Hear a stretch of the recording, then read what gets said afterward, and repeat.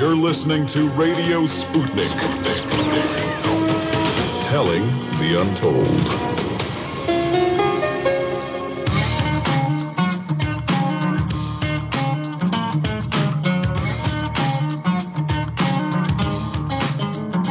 Welcome to Political Misfits, the show on Radio Sputnik, where we bring you news, politics, and culture without the red and blue treatment.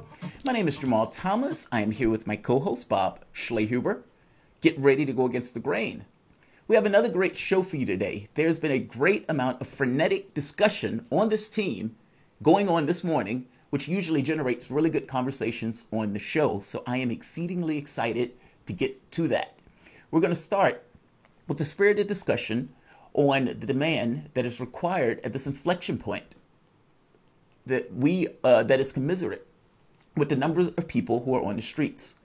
A little later, we'll dip into foreign police or foreign policy with updates on expanding what seems to be a proxy war in Libya between the United Nations-backed forces and Russian-backed forces, in addition to the United States' hardline on strengthening and extending the arms embargo against Iran. This is one of those cases of who watches the watchman, and in this case, I'm talking about the United States. In the second hour, we'll discuss George Floyd's funeral, the additional national shame of hours-long voting lines in Georgia elections, and further discussions on expectations and potentials for a nation in chaos, but also budding with potential. Last but not least, it is Wednesday. That means revelations. I have been told that I look 5 years younger when I talk about UFOs. Well, we're going to split the difference on this one and talk about a signal from space, repeating signal from space and what that could mean. This should be an interesting revelation, so definitely stay tuned. But let's start here. I've been having a discussion on this show, but also on my own show about this moment.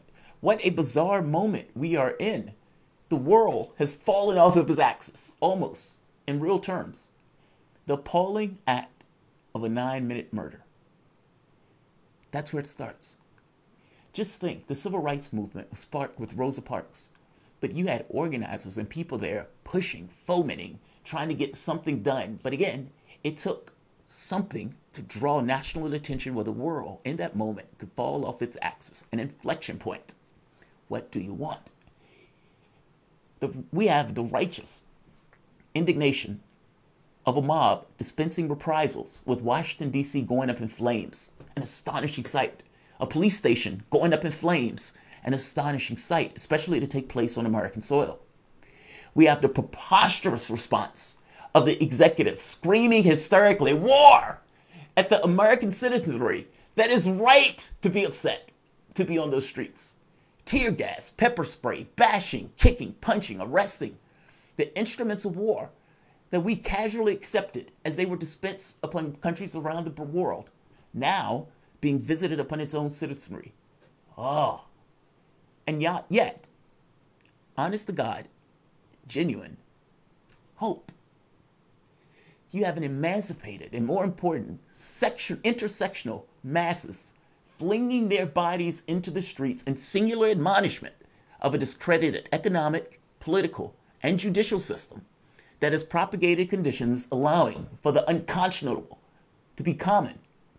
With so many people being on the streets in so many countries, though, I'd argue that rage and indignation is being supplanted into this issue.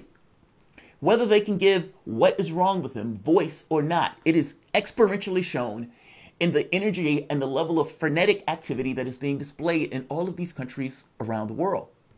Let's be very clear. Cops kill more than 1,000 people a year. 99% of the cops that were involved in cop killings going from 2013 to 2019 were not charged with a crime. We allow the unconscionable to be the common. In this appalling national shame, for once, the world has taken notice. For once, your country agrees with you, and your country stands there with its ear to the wind, wanting to know, what do you want? What do you want? This is an inflection point where you get the opportunity to make your case. Right now, 40 million people are out of a job. Right now, you will have an avalanche of evictions coming place in July. Right now, more than 2 million people are infected with the virus, with 100,000 people dead, 3-to-1 disproportionate rate being black, and you also have like 1,000 people dying a day. Add to that millions of people in the streets. The world has fallen off of its axis. In real terms, people start to realize that what they wanted was incapable to be given in the political space. And you had a man screaming for 8 years, are you willing to fight for somebody in the way you're willing to fight for yourself? And bringing this issue of class and income inequality into issues that we deal with in real terms, daily basis. Those people were not able to get what they wanted in the political space. And it became that much more apparent when something like Medicare for All with 88% approval, they are told will get vetoed by the president and not offered by the House of Representatives. What did they do? This is an injustice. I am angry about that injustice in the streets. But their concerns are broader than that very specific issue. Now, my argument is, what if what you want from the standpoint of the police brutality and everything else is in the bricks? Meaning, what if the issue of police brutality is really an issue about poverty that is hiding itself into the notion of police brutality and the way that cops engage in those communities? Fact of the matter is, your concerns, your demand needs to be broad and expansive, because what the political system is going to do is try to give you something that is basically a chimera. It's false. It's a phantom show that doesn't actually get you entirely what you want. With all of the energy that's in the street, what is commiserate with that? What is to some degree balanced by the number of people and the energy, by the fact that your country says, yes, we agree with you. What do you want?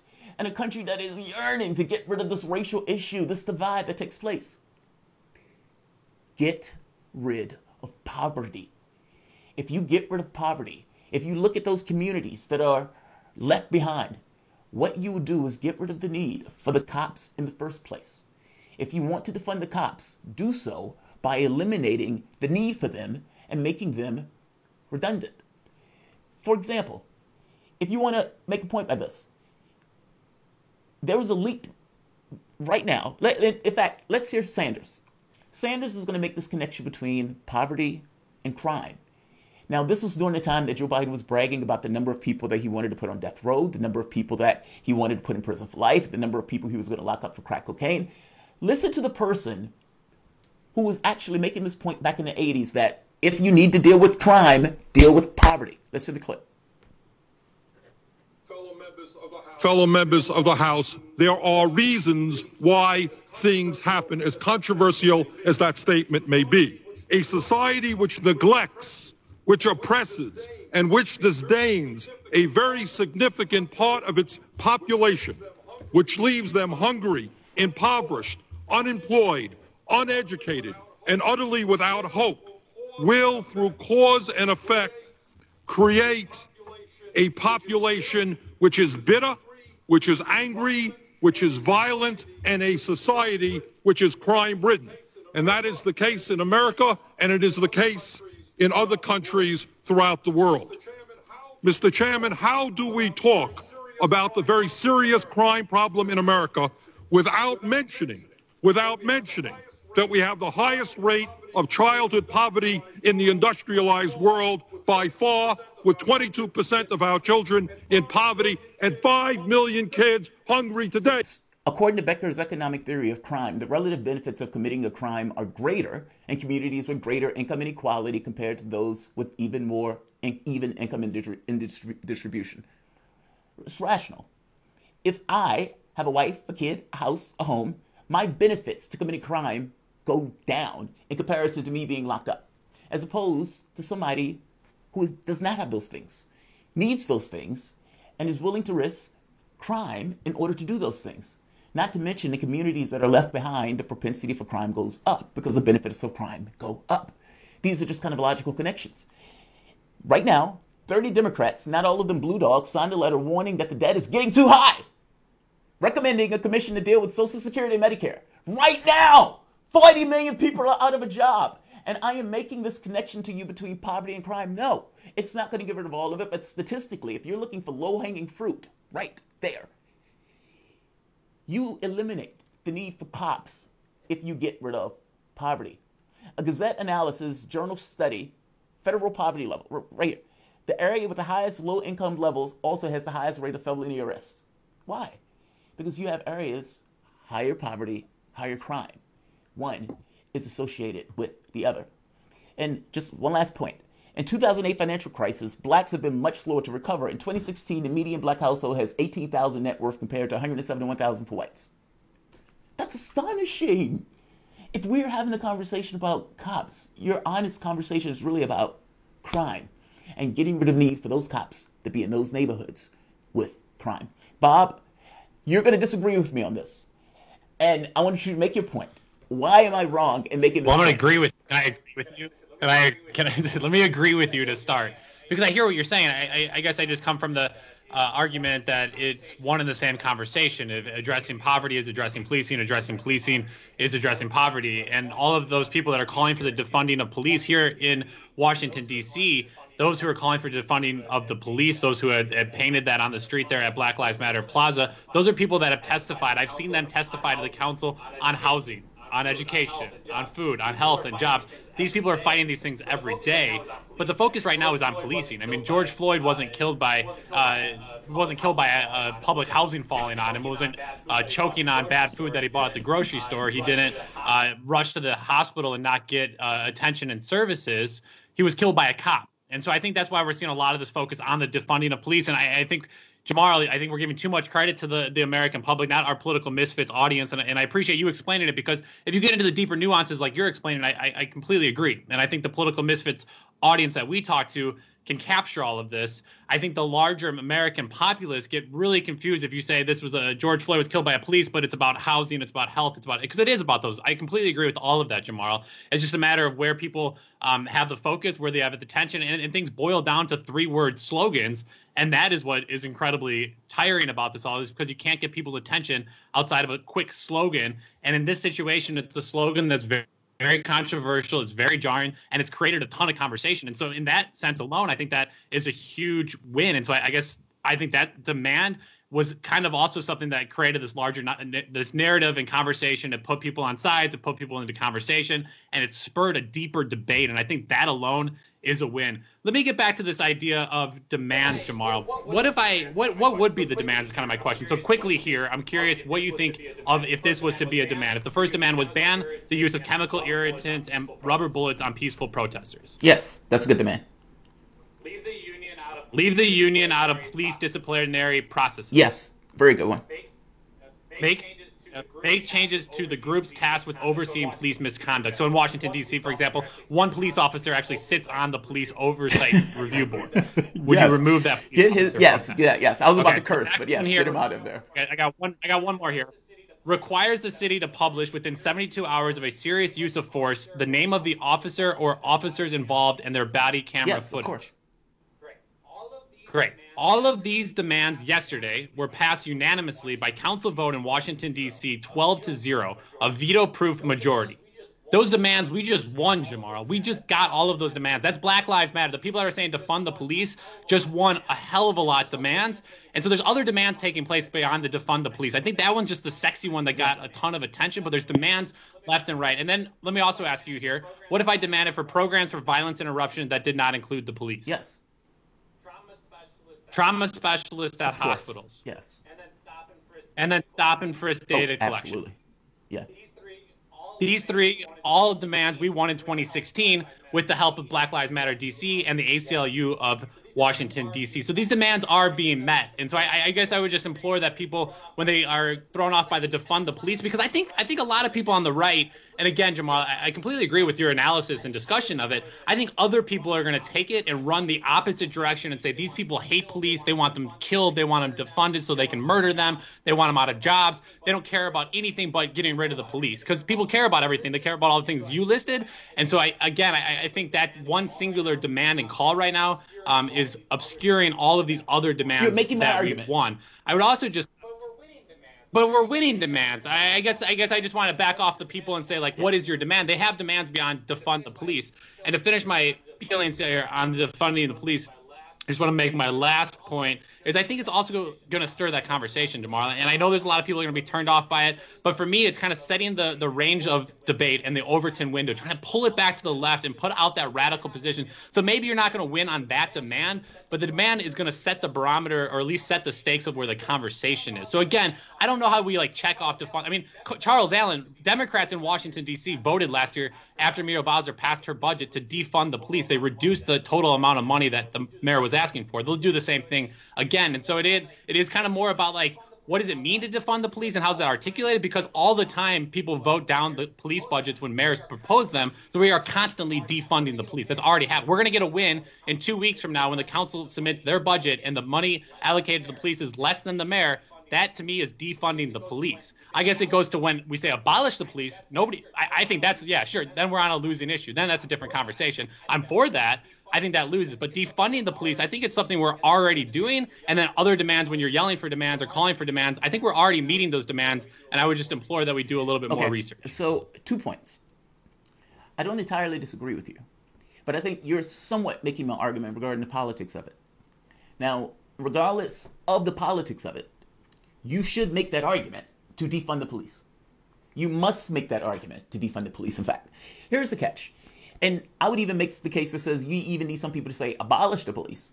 Now, the people who say that abolish the police should not get main political airplay. They shouldn't, even though they need to be there. It's just if I was back during the Civil Rights Movement and I saw Malcolm X. Malcolm X is required to allow Martin Luther King to be who he is. If you just had Martin Luther King, you're still in the 60s. It's the same thing here, right? It requires a maximalist position in order to pull people over to some level of understanding just the middle ground, right? Especially when you're trying to expand the middle ground. So I don't hate the ideas of what's coming out for defund the police. I do take issue if somebody forces an individual to try to say it explicitly that way as a yes or no. Because that doesn't allow any leeway to even do what you just said. But the thing with Malcolm X in relation to Dr. King is Dr. King, if he was the compromise or at least kind of the civil rights champion, the Kerner Commission, the 50-year study showed that the black wealth, black home ownership, and the black economic gap between whites and blacks in this country did not move. That's right. It got worse. So why are we saying compromise? Why are we saying compromise when the middle ground has led no economic gains the last 50 years for blacks in this country? This is where I'm saying the boldest, leftist, uncompromised position is the one we have to run with. I understand the need to compromise in everyday situations. I'm married to somebody, I have friends, I have family, all sorts of compromises taking place. But when it comes to the political realm of compromise, that's where the Democrats are playing right now, Jamal. I thought we were abandoning the Democrats. I know it's uncomfortable, but if Joe Biden's saying this one thing and we just said screaming, get away from Joe Biden, the guy's a liar, why would we follow suit and say, yeah, but he actually has a point on this one? We got to push back. The thing is to the lesser position than I take on this. My argument in the monologue was, your issue is poverty. You're still arguing about cops being in impoverished conditions. I'm saying that your issue is the fact that you have poverty in the first place that would allow the cops. It's in the bricks. When the Nixon, but you don't think poverty and cops are deeply intertwined? They're not one and the same? When Nixon criminalized drugs, he did so explicitly for the reason of going after blacks and hippies. This is what I'm saying. Yes. I don't. The notion of I want police to be more cuddlier or I want more accountability for cops is lesser to me than getting rid of poverty where those cops are in the neighborhoods in the first place.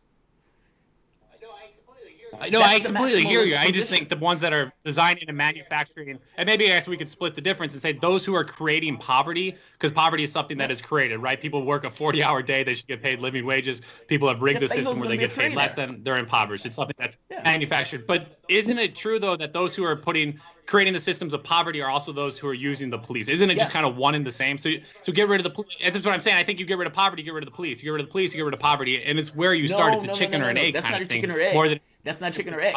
The poverty itself forces a system of order, meaning you have so much inequity in your system that system will rip itself apart. It requires some force, something that keeps that system intact. Cops will be there to protect slavery, Jim Crow, apartheid, because they're the system of order in that system.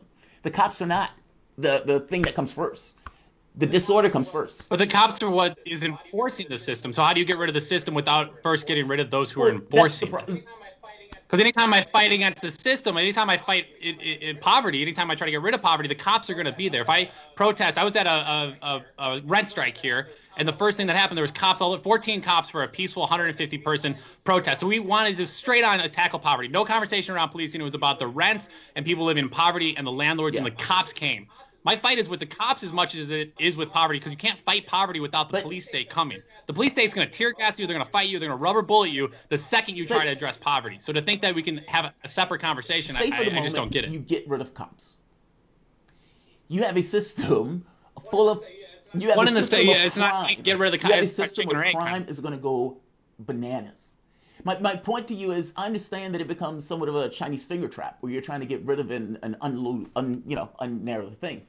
But your issue is political, and it's because you have a political system that is okay with Bezos being a trillionaire while simultaneously having 40 million people out of work. The issue is poverty. I understand that you have political people who are rich and want that system to stay in place. I'm not saying get rid of the police and not do poverty. It's one and the same, right? Isn't it kind of? I mean, it's like it has to be. I think addressing it together. That's my point with Black Lives Matter. I know those organizers. They haven't been saying defund the police and don't worry about poverty. These people are more focused on poverty reduction. No, they are. And that's why Nancy Pelosi said, don't say you support Black Lives Matter's positions, because their positions go into poverty. That's my point. This is kind of my point, right? It's like, yeah, I get cops are horrible and pretty onerous to African Americans and to people in general. I mean, 1,000 people died. We only make up 13% of the population. A lot of these people are white. Yeah. But if you are really trying to get to the root of why do people say, I want cops in my neighborhoods, it's because those people are scared of crime, which means you need to get rid of the impoverished conditions that would incentivize your political system to throw cops into it. And the key point is, how do you get rid of rich people who don't want to give up their riches, and so they decide to use cops in that process? Now, unless you're saying we're going to somehow go to war against the cops in order to smash the system, that's a different argument. Otherwise, you're dealing with poverty in order to even get rid of the cops. Yeah, and that's kind of my question, right? Is like, can we get rid of poverty without taking on the police state? But I think we're spinning our wheels a little bit too long. It's a good conversation. That here. It's a great conversation. That's take our first break of the hour. In the first hour, we'll be talking about the growing tensions between the United States and Russia over weapons and Iran. And we'll talk about the latest from the front lines of Libya. As protests continue in the United States, the famous television show Cops has been canceled. See, Jamar, we're already defunding cops. Literally. Don't worry. We have a second hour after that. You're listening to Political Misfits on Radio Sputnik live in D.C. We're back after this.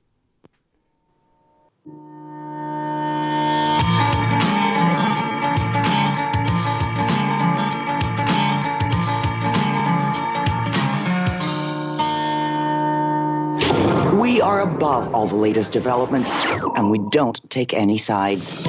Radio Sputnik, telling the untold. Tune in to Loud and Clear with Brian Becker for the latest news, commentary, and political analysis. What's really behind the political and social crisis gripping the United States and the world? Forget the spoon-fed soundbites from the pundits who know so little about so much. We bring you independent experts, analysts, and activists. Learn what really makes the decision makers take from the boardrooms of Wall Street to the West Wing of the White House. Here is where the people fighting for change speak and are heard loud and clear, 5 days a week on Radio Sputnik and SputnikNews.com.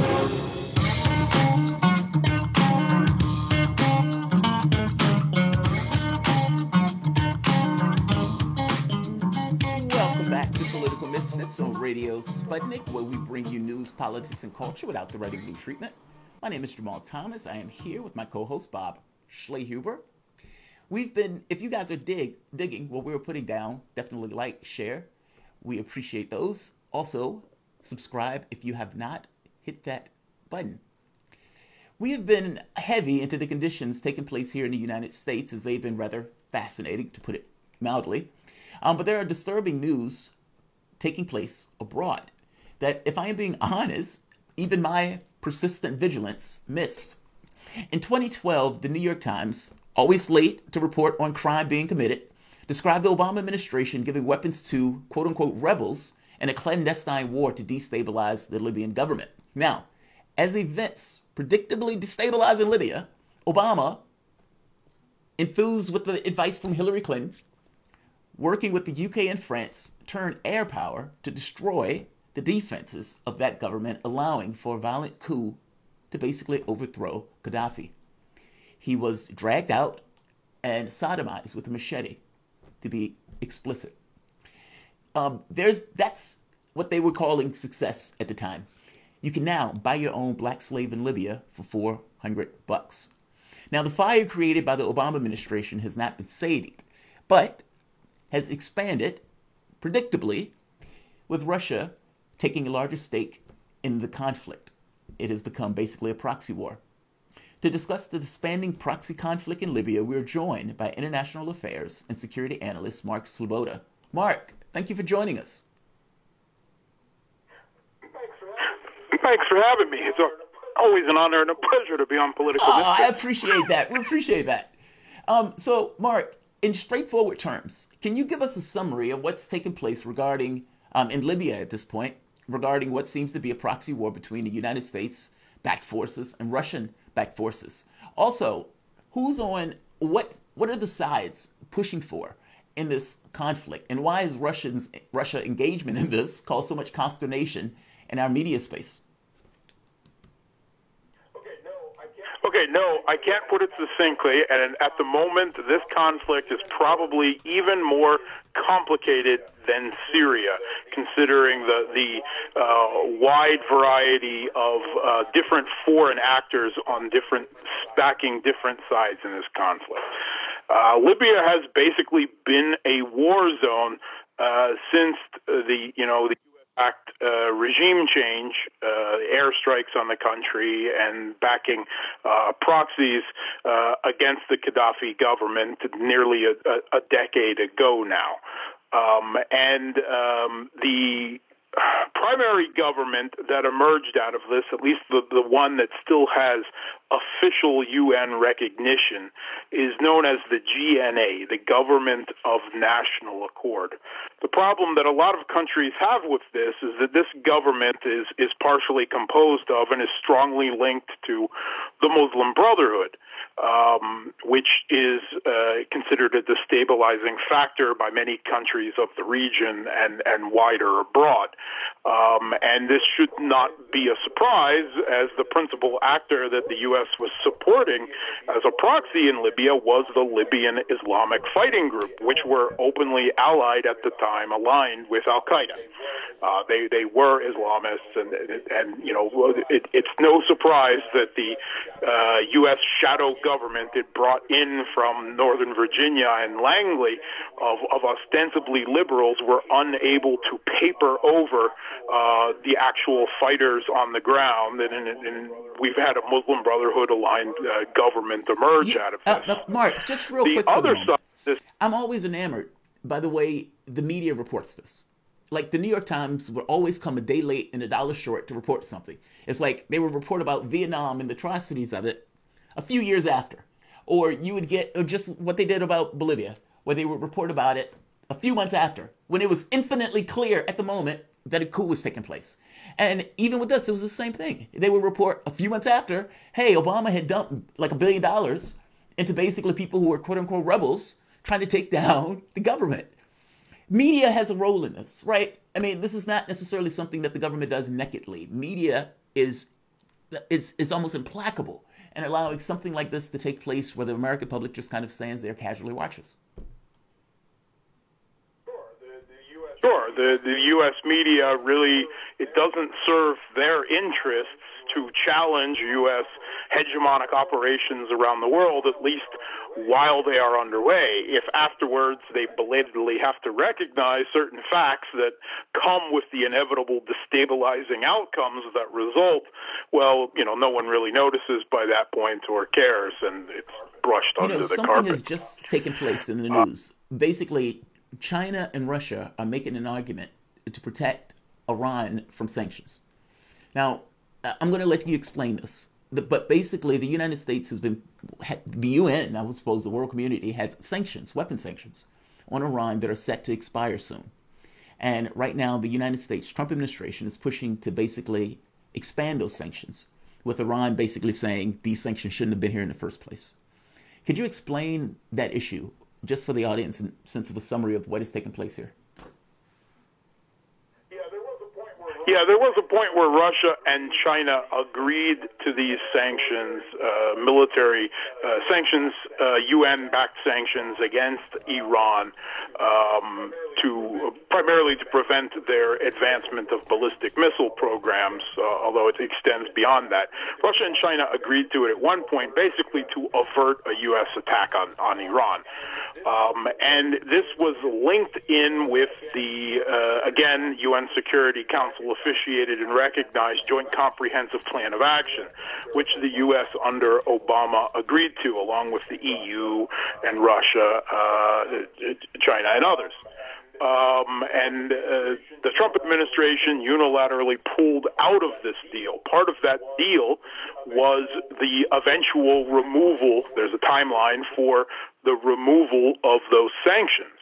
Iran has held up its side of the JCPOA, at least until the U.S. Unilaterally pulled out of that agreement under the Trump administration. And those sanctions are set to expire. The U.S., no longer a partner to the JCPOA, seemingly not really having a legitimate say in what goes on from here, is trying to snap back those sanctions into place and possibly actually increase them. Russia and China are basically saying, well, you pulled out of a deal that everyone agreed to and was recognized by the Security Council. Go away. And the U.S., of course, is resorting to what has become its modus operandi in recent years, which is unilateral economic warfare in the form of sanctions, something that is illegal, of course, without UN Security Council approval, but that has never really stopped the U.S. with regards to anything. So Russia and China, both under sanctions themselves from the U.S., under similar conditions, are, of course, at this point trying to block the U.S., and of course they should be able to at the UN, with both also having veto power at the UN Security Council. Mark, I want to ask you a really big question, so feel free to take it in any parts that you want to, but the coronavirus continues to spike in states across the United States. It continues to be a major problem across the globe, despite some places reopening. I'd be kind of curious to hear your story there in Russia as that country goes to begin reopening as well. But what type of ripple effect has the coronavirus had across the Middle East and parts of Asia there? I mean, even in Afghanistan, the lead Mullah Akhundzada, the Taliban leader, is supposedly, allegedly, possibly has died because of the coronavirus, which is sending all sorts of confusion between the U.S. and the Taliban. Obviously, Haftar in Libya was having issues with coronavirus and that country's handling of it. We've seen prisoners exchanges kind of being pushed forward in Iran as they had to leave prisoners out. What is the impact and kind of the ripple effect of the coronavirus as it continues on foreign policy? First of all, in Russia, I would have to say that the government's handling of the coronavirus has been not as bad as, per se, the U.S. and the U.K., but certainly nowhere. It's not saying much there, Mark. Yes, as Germany or South Korea or so on. Wider in terms of its ripple effects, particularly in the Middle East, one of the biggest effects has been its economic impacts. And how that has created further destabilizing conditions with the depression, of course, of oil prices and large numbers of people trapped in lockdowns, not able to go about their work. And at the same time, it's had somewhat of a dampening effect on several ongoing conflicts in Syria and Libya and elsewhere, and perhaps even reduced tensions a bit between the U.S. and Iran in the Persian Gulf, as both are attending primarily to the pandemic and not particularly looking to militarily escalate the situation, as of course their own militaries are often principal vectors of the infection. So I don't expect that to have any permanent effects, but it has had a temporary dampening effect on several military conflicts. Yeah, I guess I'm curious around the weapons trade and the economy. Oil prices down across the world, and you're seeing a slowing of sales and troop movements. The United States about a month ago had canceled one of its largest training drills, maybe 2 months ago. It's all a blur. But these major cancellations of military games that they were going to do. So, Mark, I mean, as somebody who cares for global peace, is this going to slow things down beyond this moment, or we're just going to see a continued ramp up once things are eased, if they are eased? I would like to support the optimistic, peaceful scenario, but being a cynic and a fatalist, I'm not, and saying that this effect is going to be temporary. And we've had several indications of that with several gestures by the U.S. They may have resorted more to economic screws to tighten at the moment than military, but I have no doubts that the military card will come back out once, several months, once at least the hump of at least this wave of the pandemic has passed. Yeah, this wave of the pandemic, it's funny, we still have like 1,000 per day that we are seeing in the United States, even though for the most part, I think the protests have basically taken over the narrative in regards to the public's or the press attention. I'm curious, from the standpoint of the other countries that this is taking place in, meaning this kind of proxy war, do they regard it as such? I know that's somewhat of an odd question, but when our press looks at this, they look at this almost as the menacing Russians are involving themselves. Do other countries get that that's not entirely the narrative or the correct framing of this? I mean, and even from the standpoint of the inciting point, I mean, I made mention early on when we first started this, how all of this got started. We basically instigated a coup in that country that led to the fires of that country to today. How do other countries frame this when they're looking at this kind of event taking place in the world?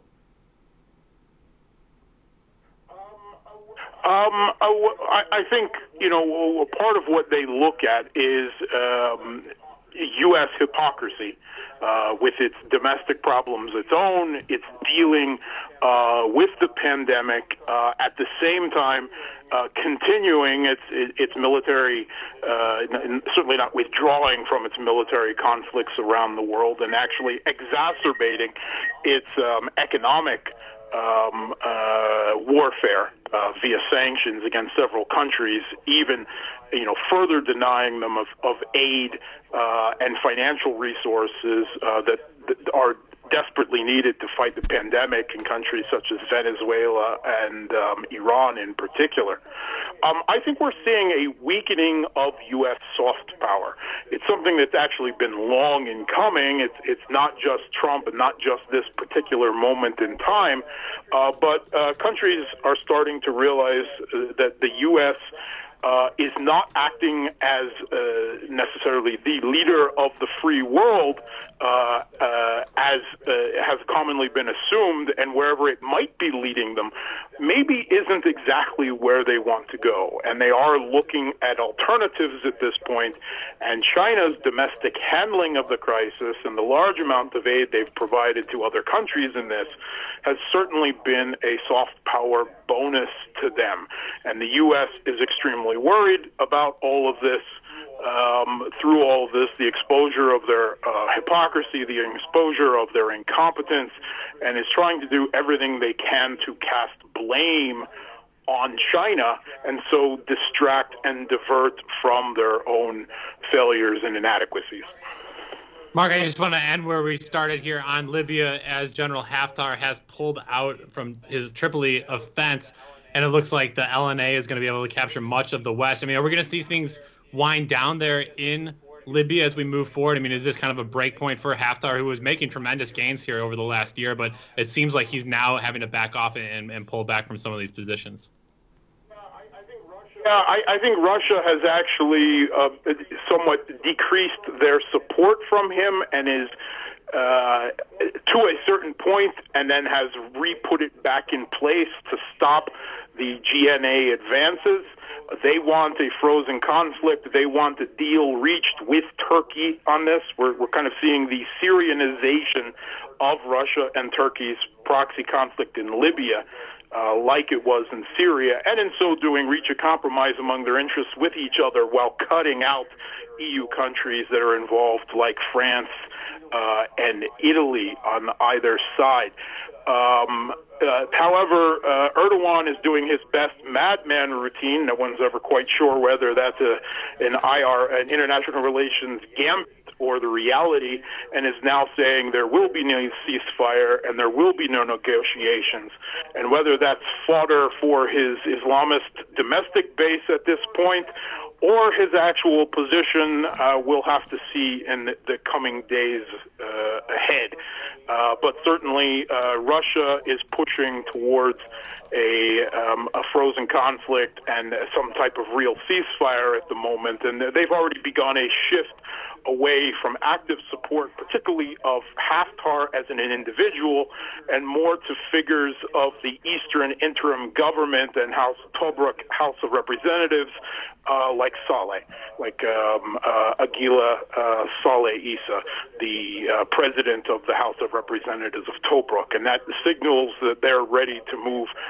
They have long been ready to move towards a ceasefire and negotiated position rather than Haftar, who just a few months ago walked away from negotiations in Moscow and Berlin, intent on a total military victory in Tripoli.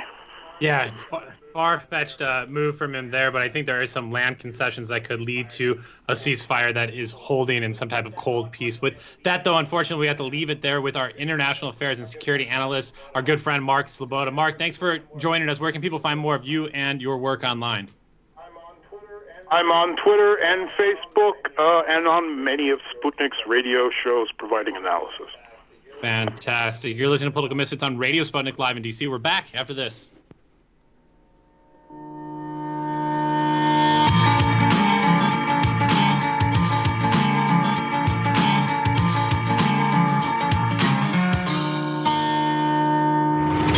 Shooting from the lip. We're taking no prisoners here. Real opinions for real people. So where we bring you people with controversial views, and instead of trying to catch them out, we actually let them expand on their views.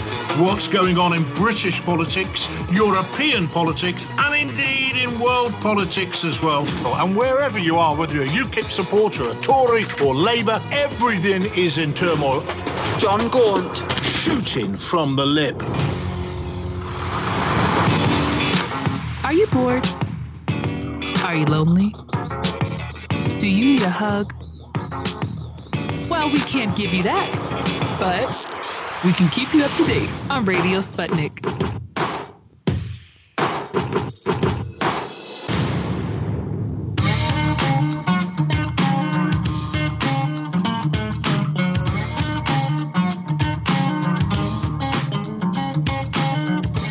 Welcome back to Political Misfits on Radio Sputnik, the show that go treatment. I'm Bob Schleher.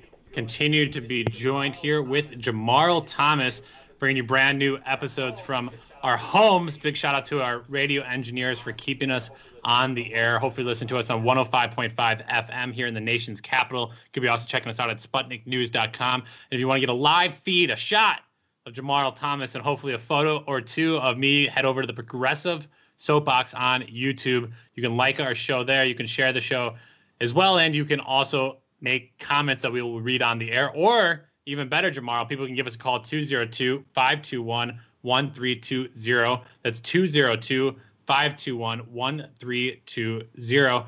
Jamarl, who are you going to call if you have bad guys? Well, no longer the cops. The Paramount Network confirmed on Tuesday that it has removed the reality show from its schedule as protests nationwide call for police reform. Late last month, the network had temporarily cut the show from its schedule. It was here, according to a Paramount Network spokesperson, Cops is not on the Paramount Network, and we don't have any current or future plans for it to return.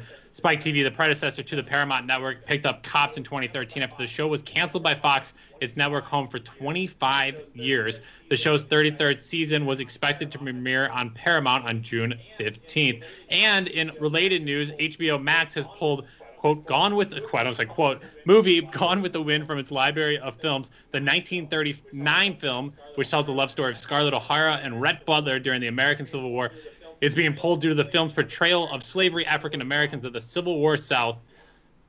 Yeah, Jamar. I don't know what you make of it all. Spokesperson for HBO Max, which, like CNN, is owned by Warner Media, told CNN Business that Gone with the Wind is a product of its time and depicts some of the ethnic and racial prejudice that have unfortunately been commonplace in American society.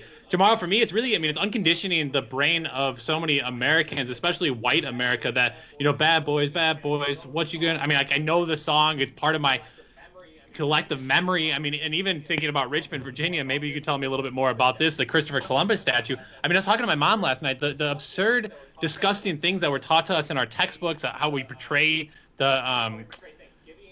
Thanksgiving and and how we portray the relationships between natives and indigenous people and the European settlers and colonizers who came over. People dressed up like Native Americans, myself included, at a very young age, wearing paper bags as like vests and then making like a band with a feather and stuff, and talking about how we can have shared peace amongst the different groups. It seems like right now, Jamal, is a real reckoning with what is actually feeding the racism. It's one thing to address the issues, but another thing to really think about how culture has really permeated so many of our brains and really kind of glorified the police. Every movie, every television show with police, it always glorifies the police. We're working against that huge tidal wave right now in this moment and as well. Indians, right?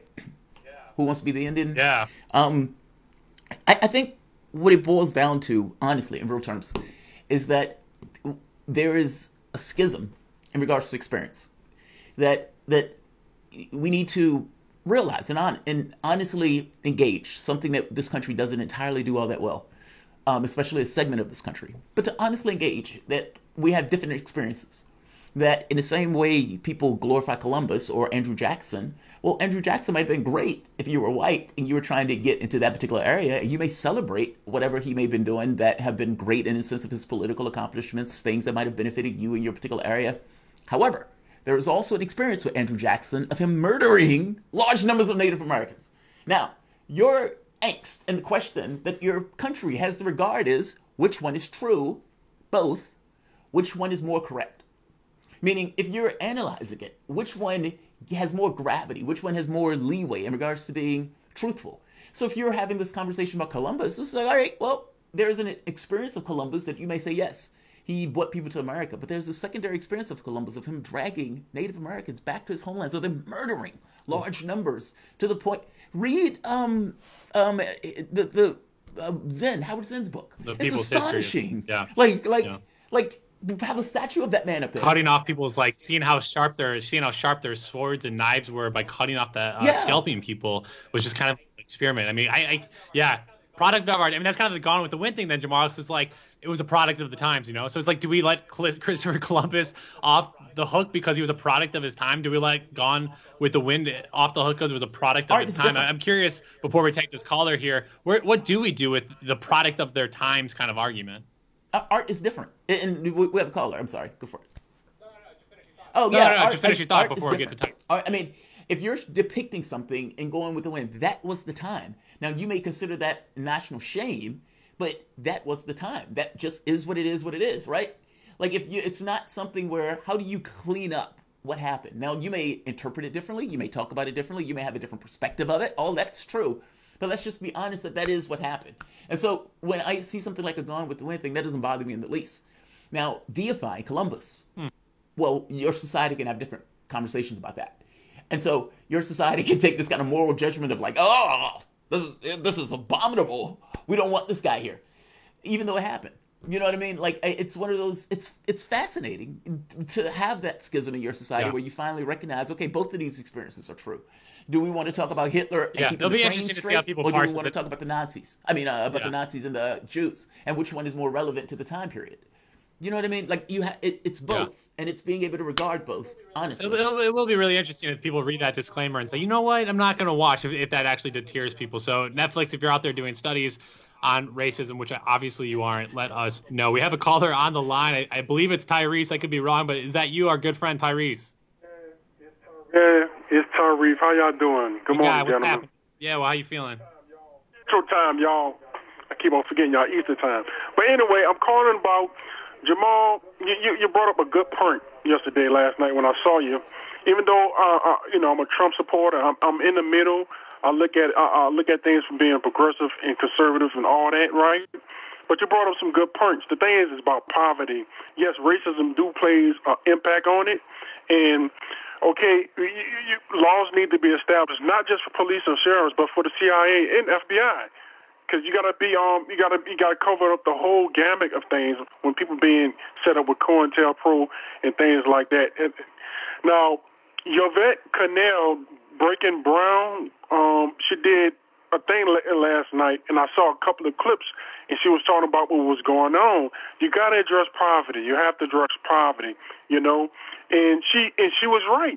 You got to address it. And Cutler Johnson was saying the same, somewhat similar, how the DNC is overtaking this movement to crush it by giving up some some useless proposals out there. And you got these black congressmen going along with this. So we can't just let this die out like this. I'm very suspicious of BLM, Black Lives Matter organizations, because they're tied into Act Blue. They could have another paymaster like what you call that PayPal, which was half the price. We charge them half the price of the fees, right, to be processed. PayPal, but Act Blue is 4%, and Act Blue is part of the DNC. Well, I would also challenge PayPal is Peter Thiel, your good friend there, and the Republican write-in of Donald Trump's. But no, Tyrese, thank you for the call. I again hear what you're saying. Jamal, I don't know if you want to relitigate much of this. I completely agree. It's just a matter of what's feasible. The Democratic Party doesn't want to take on poverty issues. The Democratic Party doesn't want to take on policing issues. The Democratic Party is a party of neoliberalism, corporatism, privatization. They're a party of police, of incarceration, of punishment.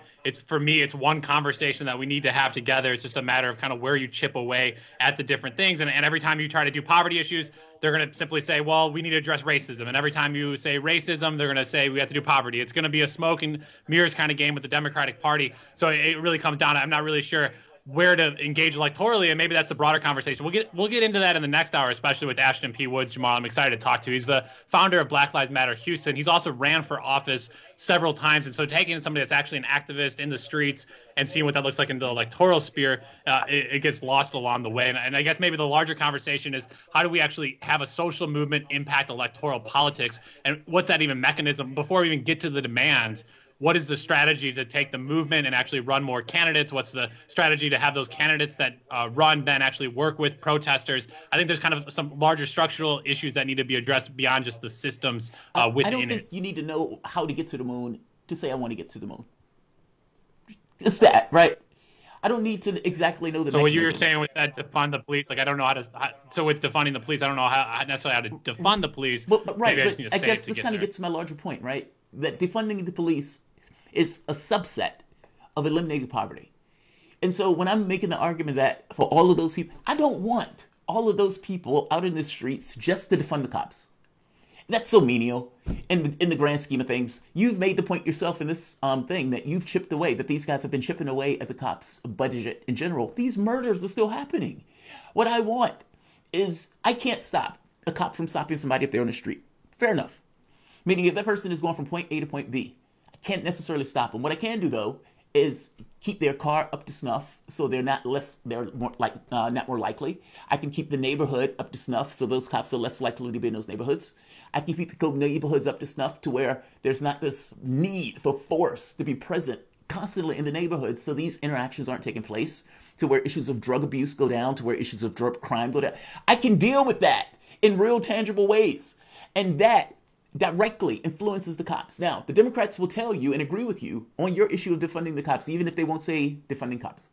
What they won't agree with you on, deal with the economics. And they will balk, they would bellyache, they would give you all sorts of excuses of why that's too big. One generation got rid of slavery through a war. That was a massive wealth redistribution because blacks were property. That's a law thing where people in your society says those people are not real people. Now, the other section of your society had the civil rights movement. The other section, workers' rights, gay rights. Your society has now commissioned you in your time period, where we are now, our generation, with getting rid of poverty. That's the next big hurdle. If you're talking about some level of human evolution and human development, and cops, defunding those cops, will be in that process, by definition, organically. Now, I'm not against using the term defund the cops. Fair enough. I think you do need to take a maximalist position on this specific issue. I'm just saying that for all of these people all around the world. Yeah, I just think we just came off of Bernie Sanders focusing on economics, and Bernie Sanders is not the nominee, and so we're a week after Joe Biden just clinched the nominee, and so I think we're just at Bernie Sanders can throw a punch. Well, that's what I'm saying. So again, it's what punches can we land right now, and I think people are focused on policing. And we got to land the punches when they come. And I would also ask Jamal, I mean, just real quick before we get to DJ, before we run out of time here at the end of the hour, is can we get rid of poverty without addressing capitalism? So are we even missing the point of addressing poverty without actually dismantling capitalism and a broader conversation? Your American colleagues. I mean, look, let me say it this way. Hold your thought. Let's get DJ in because we're gonna run out of time here. We're gonna have the same conversation. Yeah. Let's take DJ's call real quick, Jamal, and give your DJ. Are you here with us, DJ?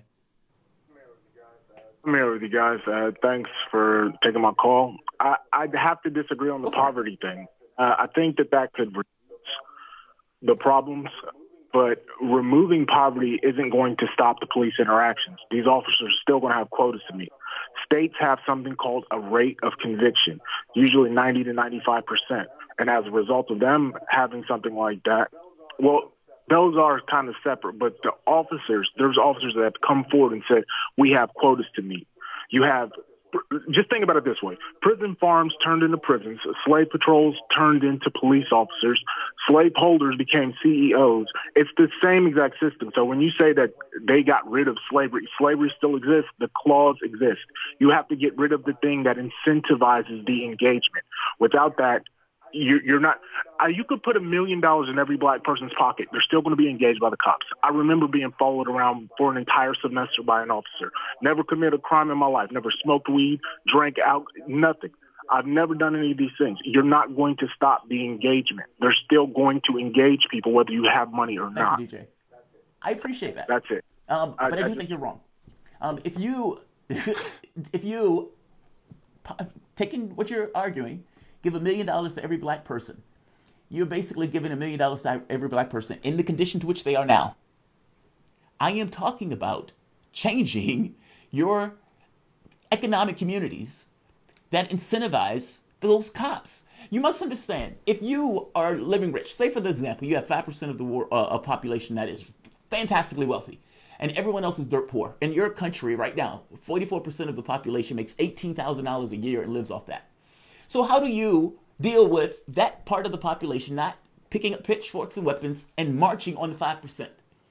You need a system of order, and you need something in that system to keep that order. Now, whatever mechanisms in place that you developed in order to keep that system is secondary to the fact that you needed that. Now, your issue on issues of race and class, all of that stuff is intertwined. I agree with you. And trying to deal with capitalism is in part, trying to deal with that, taking a plank out of that. But capitalism is massive. And your society has no even language to deal with that yet. What your society does have language to deal with is poverty. What I'm taking is a maximalist position in regards to something that is infinitely possible to deal with. We make a choice to allow Jeff Bezos to have like $1 trillion and everyone else to have 44 million people unemployed. That's obscene. And your question becomes, yes, I understand cops may have quotas and everything else, but again, those quotas were developed around those particular communities. My mom would say, we need more cops in our community. That's obscene. So for her, if you're telling her defund the cops, she's going to think you're insane. African American, black, will agree with you on everything else that you're talking about. This is kind of my point. Yeah, I don't know, Jamal. I guess there's plenty of wealthy people that are also going to disagree with redistribution of wealth, and there's plenty of billionaires that are going to push back. And again, it's just, for me, it's what's politically expedient. Right now, the conversation is around policing. I think that's the media has done a horrible job of covering what's taking place. I mean, obviously, again, like I said, Black Lives Matter are calling for poverty reduction. I don't think they would disagree with you, Jamal, but the conversation, because of the media, because of the focus on police, it's been so focal on police right now that our political system, which is completely out of touch with the social system, is grappling and trying to address policing, and they're going to completely bastardize it. Joe Biden's going to increase the cost of policing. Peter Newsham, the police chief in Washington, D.C., says, if you want more police accountability, we actually need more money for more trainings and accountability measures. And so I think it's just kind of what is in the focal point in the conversation right now. Let's get to it here in the second hour of Political Misfits. We're going to head to Houston to talk about George Floyd's funeral, as well as our weekly Revelation segment. We got some unidentified radio burst in space. Jamal, I'm excited but a little confused as always. You're listening to Political Misfits on Radio Sputnik live in DC. We're back after this.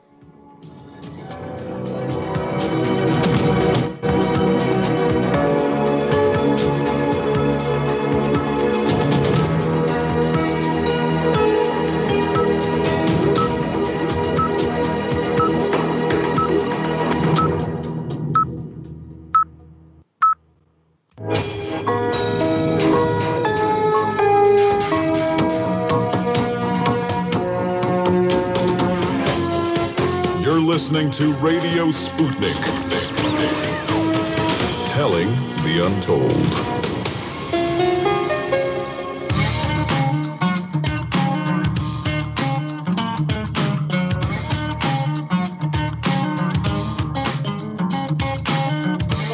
Welcome back to Political Misfits on Radio Sputnik, where we bring you news, politics, and culture without the red and blue treatment. I'm Bob Schlehuber here, sort of, kind of, with Jamal Thomas. We continue our conversation here for a second hour, 202-521-1320.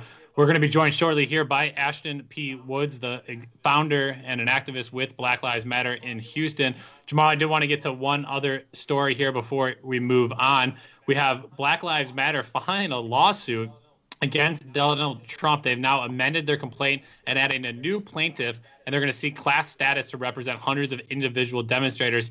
It reports here from the ACLU after news reports revealed the Federal Bureau of Prison officers were among the law enforcement agencies who brutally attacked civil rights protesters in Lafayette Square on the evening of June 1st. We reported that here. Two of our colleagues, Michelle Whitty and Nicole Roussel, were actually on the scene, and Nicole sustained really just brutal injuries and will be greatly impacted here by the U.S. military and Donald Trump's regime here. I mean, it's just sickening, Jamal. The Federal Bureau of Prisons officers, they were bored being locked up all day, so they came out to get in on the beating. One protester who's joined the lawsuit, Leah Podit, said, "I went to Lafayette Square to protest the death of George Floyd and to raise my voice against violence and racist oppression, but the Trump administration ordered the military to attack us for it. Federal troops charged at peaceful protesters, directed their force at American citizens exercising their constitutional right, and turned a public park into a combat zone." Jamal, let me just pair that real quick here with the story we've also kind of reported on, but it's growing here in New York and in other places, really inhumane conditions when protesters are actually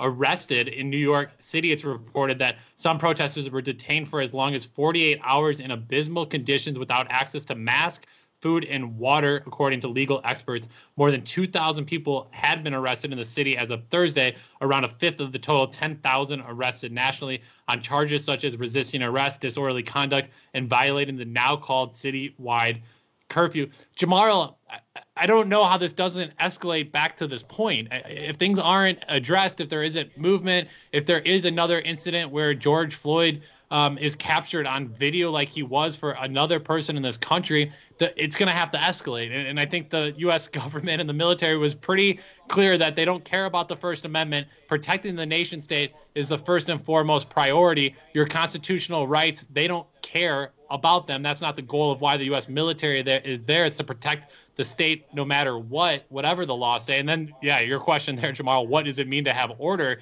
But now we're seeing just the stakes that the U.S. government has put out there. They're gonna violently attack nonviolent protesters, and they're gonna withhold people without their constitutional rights in prison. It's quite serious, and I guess I just warn people that if we're really serious about going down this path of really challenging the current administration, things are gonna escalate, and I'm not sure if people are ready for that type of escalation. Just as a quick comment on that, I think people need to reconcile, and not just reconcile, realize the gravity of what took place. You had a president who was embarrassed because he was being called Bunker B because he hid it in a bunker as Washington, D.C. went up in flames, comes out allowing his attorney general to give the order to bash, injure, tear spray, pepper gas people who was just standing there. That is astonishing, and it was done on national television worldwide for the sake of being a strong man. He didn't have to abuse those people. He didn't have to injure, bash, and you should see the injuries coming from out of that. So yeah, Bob, that is a massive big deal, and it should be regarded as such.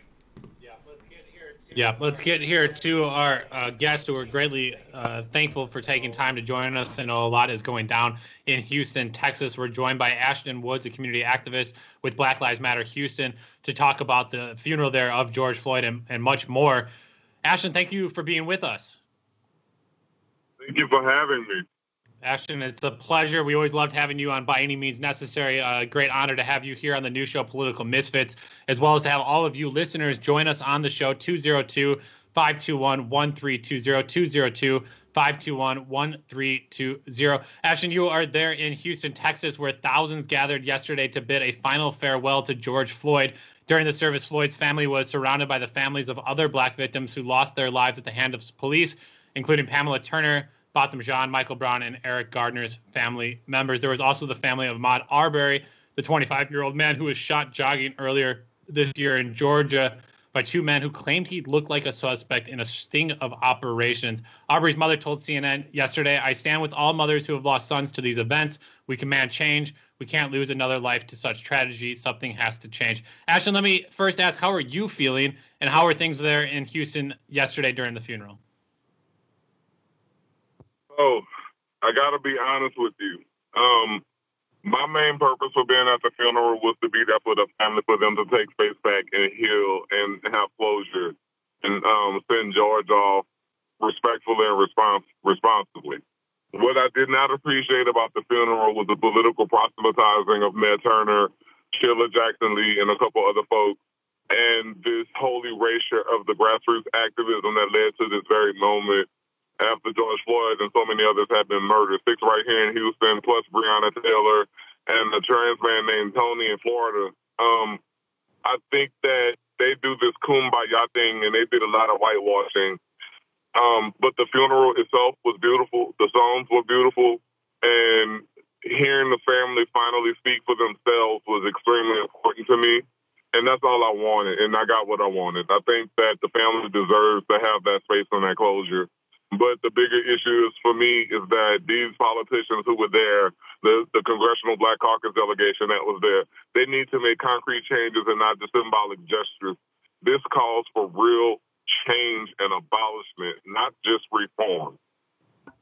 Yeah, so Ashton, I'm curious, we've been talking here on our first hour of Political Misfits about kind of the call to defund police, and I guess I want to kind of push past that conversation because we've exhausted some of the limits for right now, but I am curious about the interplay between the street protests and Black Lives Matter and electoral politics. You've run a few times now for office yourself. I'm specifically interested in the disconnect between the social movements in our country and electoral movements. It was interesting, the poll we looked at there yesterday, Jamarl, was saying that not that many people actually in their family, I think it was just 20% of Democrats actually had somebody close to them that were out protesting. So as much as it seems like tens of thousands, hundreds of thousands take to the street, we still live in a large country, 350 million people, hundreds of millions of people registered or at least able to vote if they exercise that right. And so as much as these social protests have captured the energy of the media, of the world, and many times it doesn't just easily translate into electoral wins. Talk about how we kind of bridge some of those divides right now, Ashton. Here's the thing. We have been voting. We keep being told to vote, but the difference between voting and knowing who we're voting for is very, extremely important. And if somebody has ran for office, I've always talked about what I want to do and not what I can do, because I'm not going to make promises that I can't keep. Too often we elect people for representation's sake, and that's dangerous. We can't just elect people because they look like us or because of their gender identity or their sexual orientation. We have to know where they stand on the issues and the work that they've done to contribute to society in their different communities before they decided to become politicians and run for office. Because at the end of the day, we need people who have enough courage to say that something is wrong, call it out, and deal with it. And what that looks like is making sure when we're telling people to vote that we know, yes, voting does save lives in some context, but it also does not save lives. Voting does not save Black lives. We've been voting and voting and voting. Our voting rights have been being taken away from us. Look at Georgia right now. Look at Georgia. Look at what's happening. Look at Iowa. Look at all of these different places that are voting during pandemic, and the groups who look like me that are most predominantly affected by the pandemic of COVID-19, plus our stinky education system, our crazy healthcare system, and a host of other things that are rooted in systemic racism. It's about breaking the institutions that already exist and building something new, because we can't keep building arm rooms and wings to a house that has a bad foundation and a rotted core. We have to build from the ground up. So when we're telling people to vote, we have to tell them who to vote for, why we're voting for them, and the issues connected to them that relate to us. That's how we get people out. Because we keep saying vote for people, and then what happens is those who do vote and get disheartened by who they voted for later, it's because we're happy when they get in, but a vote is a proxy to hold said elected official accountable. And that's what we have to start doing. Not only that, it takes to the education. We have to get out there and start canvassing folks and talking about the issues that affect us directly in our different areas and neighborhoods. When we stopped seeing black and brown schools from being closed a couple of years back from HISD, it was because we canvassed the neighborhoods where the schools were and talked to the parents of the children who will be affected. And that's how we were able to stop schools from being closed in black and brown neighborhoods here in Houston. And that's something we have to continue to carry on. Otherwise, we're going to have a bunch of cowards in office, just like we do right now. Ashton, I love that you said that, because you said a lot that I think people need to reconcile, right? I mean, Eric Garner was choked to death by an illegal chokehold. Despite the fact that that chokehold was illegal, the guy walked in front of a crowd. Black Lives Matter started under a black president that gave 95% of the income gains to the top 1%. This was the black president that wanted to have a beer summit after a friend of his was basically locked up black in front of his house. That the best that black president can do is, let's have a beer summit. Obama pushed out Sanders from this race, the person who was considered the radical, and who back in the 80s was basically proselytizing what was going to take place now in regards to a mass of human beings who are angry and upset at the way their society is organized. And more importantly, the way income inequality deals with issues of crime or poverty, and how not dealing with that doesn't fix that stuff. Amy Klobuchar, Democrat. The mayor, Democrat. And again, all of this taking place where they say, go vote. Like, I get so angry when I hear people tell me go vote. I'm curious from your standpoint, what direction should take this movement? All these people who are out there pushing and everything else. What's the thing that you think deals with it? Because ultimately what Joe Biden is talking about is like $300 million more for cops. And you have a Democratic Party who's basically saying we need to have cops deal with kittens a little bit more in order to make them more, comfortable with the community. What's the solution to this? You don't need to have more cops. You need to have people in place. We need to imagine a new system of things, because this is all built in white supremacy. The Democrats are doing one thing and saying another. We don't need more police. What we need is to recognize these are the same people who encouraged us to not have face masks, told people to stay home only to get laid off from low-wage jobs, who live in food deserts. When you're telling people to cook at home, what can you cook from the dollar store and the corner store that would absolutely be healthy, right? What can you do to get tested for COVID-19 when you don't have insurance? Even though it's free, what happens when you get COVID-19 and you have to be treated? I've had to bring food and supplies to several people who look just like me because of COVID-19, because they're scared to call an ambulance because of the fee that's going to cost. They're scared to go to the hospital because of the medical bills that are going to be incurred. What I'm saying is that not only is this a policing issue, but I really believe truly that they don't understand, because they're living in a house of privilege. They are comfortable. It doesn't matter whether they're black politicians, whether it's Joe Biden, doesn't matter who it is. They are not listening to us. And because of that, we are now reaching an era of accountability. And it's going to be no more hugs, no more platitudes, no more tell me one thing and do another. No more trying to pacify us. Tell us what the truth is. And I am pissed off that I have to vote for Joe Biden. Excuse my French. I hope I don't get in trouble for saying that. Yeah, you can say. I think you can say that on the radio. You're all right. I'm mad about having to vote for Joe Biden because he is the antithesis of everything that I am. Everything that I am and everything that I believe. He won't address it. He spoke at the funeral via video. I think that none of those people should have been allowed to speak. I think that the family should have been heard from. I think that, like they were.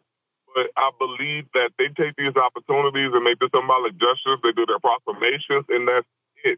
we need more, man. Like, stop doing these things. Like Mel Turner announced that he would sign an executive order banning chokeholds and things like this. Well, first of all, in Minneapolis, chokeholds were already illegal. That officer violated the law anyway.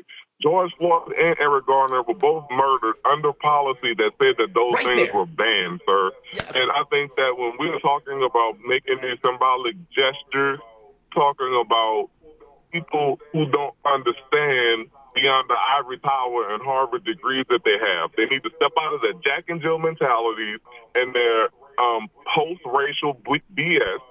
Talking about Stokely Carmichael, who changed his name to Kwame Thor, who talked about the fact that integration wasn't for black people. The civil rights laws wasn't for black people. It was for white people to tell them what they can't do to black people. It was never our onus to integrate into whiteness and accept white GAZE. It was always for us to continue to fight for our rights to exist. Because it's not about permission to exist. It's about saying that we are here, we have our space, and don't violate our space. And I think that too many people who decided to be, I'm going to be like this and I'm going to be like that. Screw your white donors, screw these police officers unions who you get your endorsements from, and do your job. Yeah. Yeah. And speaking of disenfranchisement and making sure black people continue to be suppressed here in the United States, there were elections yesterday. Do your job. No, exactly. And part of their job, Jamarl, is running effective voting processes. And we had elections yesterday in South Carolina, Nevada, West Virginia, and Georgia. And as Fox News reports, the night in Georgia was one big cluster. And then I'm not going to say the word after that, but that's the only word to describe it. You had long lines. I think it was about 5.5 hour wait times after polls had closed there in Georgia while people tried to vote. Joe Biden's presidential campaign called the situation completely unacceptable. Georgia Republicans deflect the responsibility to Metro Atlanta's heavily minority and Democratic-controlled counties, while President Donald Trump's top campaign attorney decried the chaos in Georgia. It raised the specter of a worst-case November scenario, a divisive state like Florida and its hanging chads and butterfly ballots in 2000 remaining in dispute long after polls closed. Meanwhile, Trump and Biden and their supporters could offer competing claims of victory or question the election's legitimacy, inflaming an already boiling electorate. Yeah, I mean, blame Republicans, Democrats. The whole system's not geared towards making voting easy. That's the whole idea, is make it extremely hard, because once you're in office, it makes it much easier to stay in office. We had people waiting 4 hours after the polls closed here in Washington, D.C., and we're all Democrats here, right? 90% or whatever, 85% of Washingtonians are Democrats. So the Democrats couldn't figure out how to properly run an electoral process. The Iowa Democrats famously taught us it's a lot more complicated than they have the time or money or resources willing to spend to make it less so. Ashton, it's terrifying. I don't think people are really kind of ringing the alarm a little bit louder here. Come November, the lines are going to be much longer than a primary. And if we can't figure it out right now, how are we going to get ourselves together in November? Obviously, Democrats are fighting over increasing spending and developing the processes, which keep getting cut by the Republicans. So obviously, the Republicans share a huge part of the blame for what they've done for voter suppression. But it seemingly the Democrats aren't doing much to help here either. Let me tell you something. And I'm going to be real clear about this. The Constitution allows states not to rule over municipalities so much so that they can't make their own rules, right? What needs to happen, like when we got Diane Trotman, who recently resigned, she created voting centers where you can vote anywhere in the city, during early vote, and election day.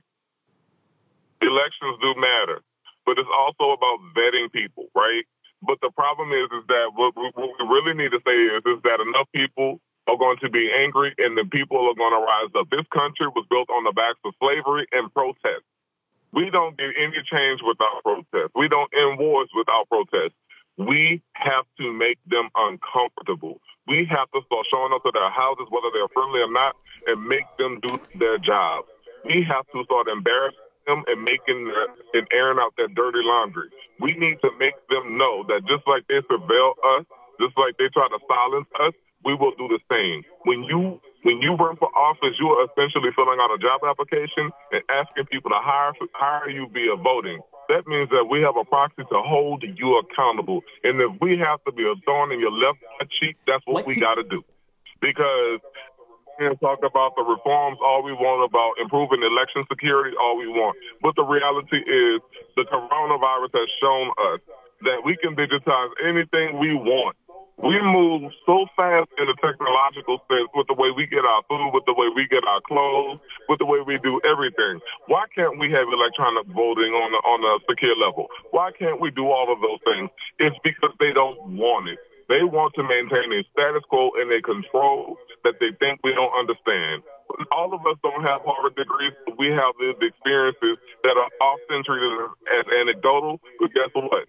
We're here and we're coming for y'all. I really do believe it. God, man, I love you on the show. You're absolutely awesome.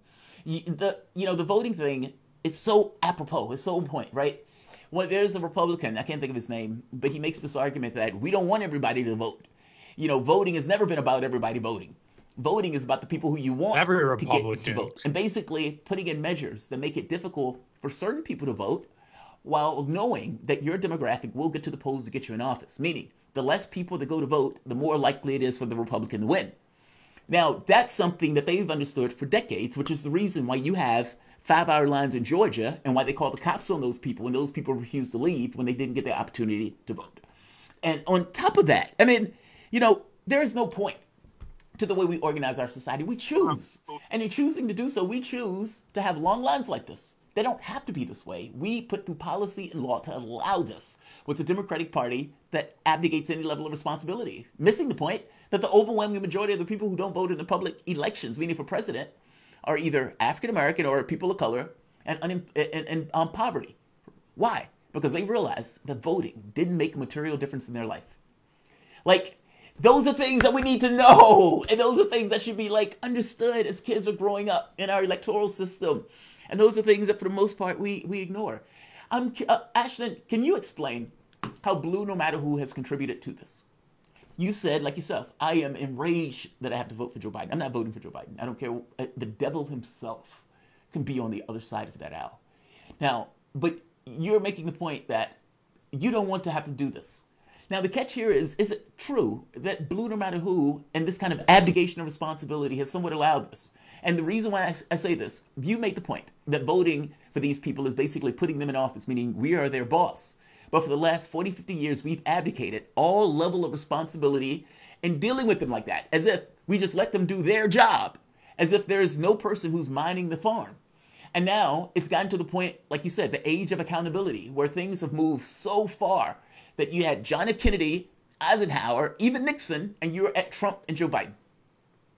How has no accountability contributed to the system to which we have at our disposal right now?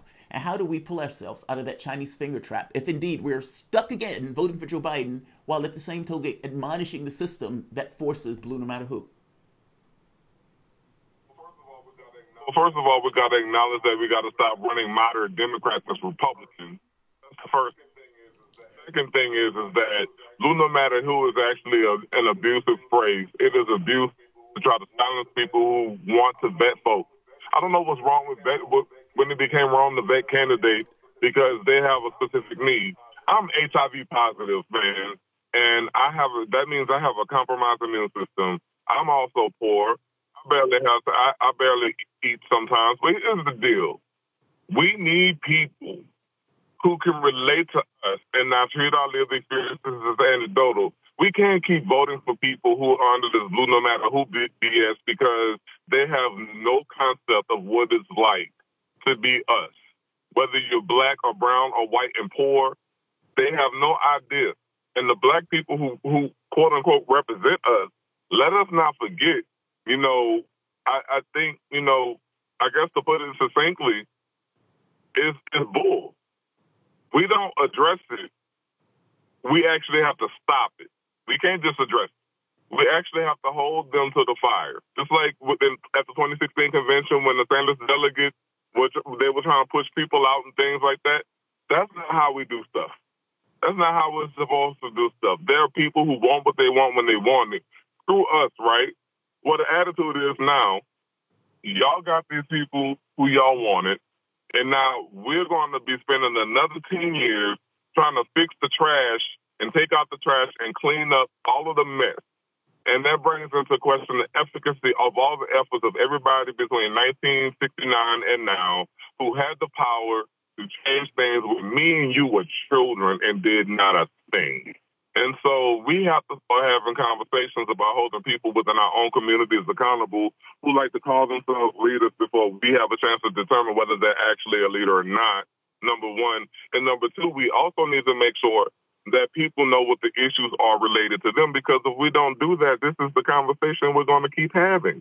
So to answer your question, Blue No Matter Who is gaslighting. And we have to call that gaslighting out. Yeah. And when, if Biden gets in, we have an opportunity, just like with Barack Obama, to hold him and Congress and every other elected official accountable on a local level. Because the issue that I have with Barack Obama is that he has done some great things, but he was horrible on immigration. He was horrible on the decision to militarize the police. He was horrible on a lot of those issues when it came to law enforcement, right? But what I'm concerned about is these 501c3s that was at all of the White House galas. They kept ground activists from being a part of those meetings and those parties, and they didn't do anything they had when they had the funding to push Barack or any of the other elected officials when we had majorities in Congress and Senate and in state houses to do what they were supposed to do. They were complacent. They fed us gibberish, and this is why we're where we are right now. We can't let that happen again.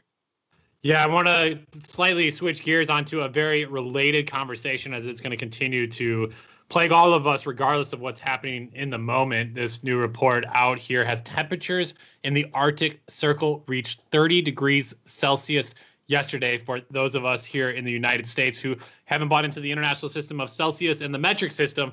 That's around 86 degrees Fahrenheit.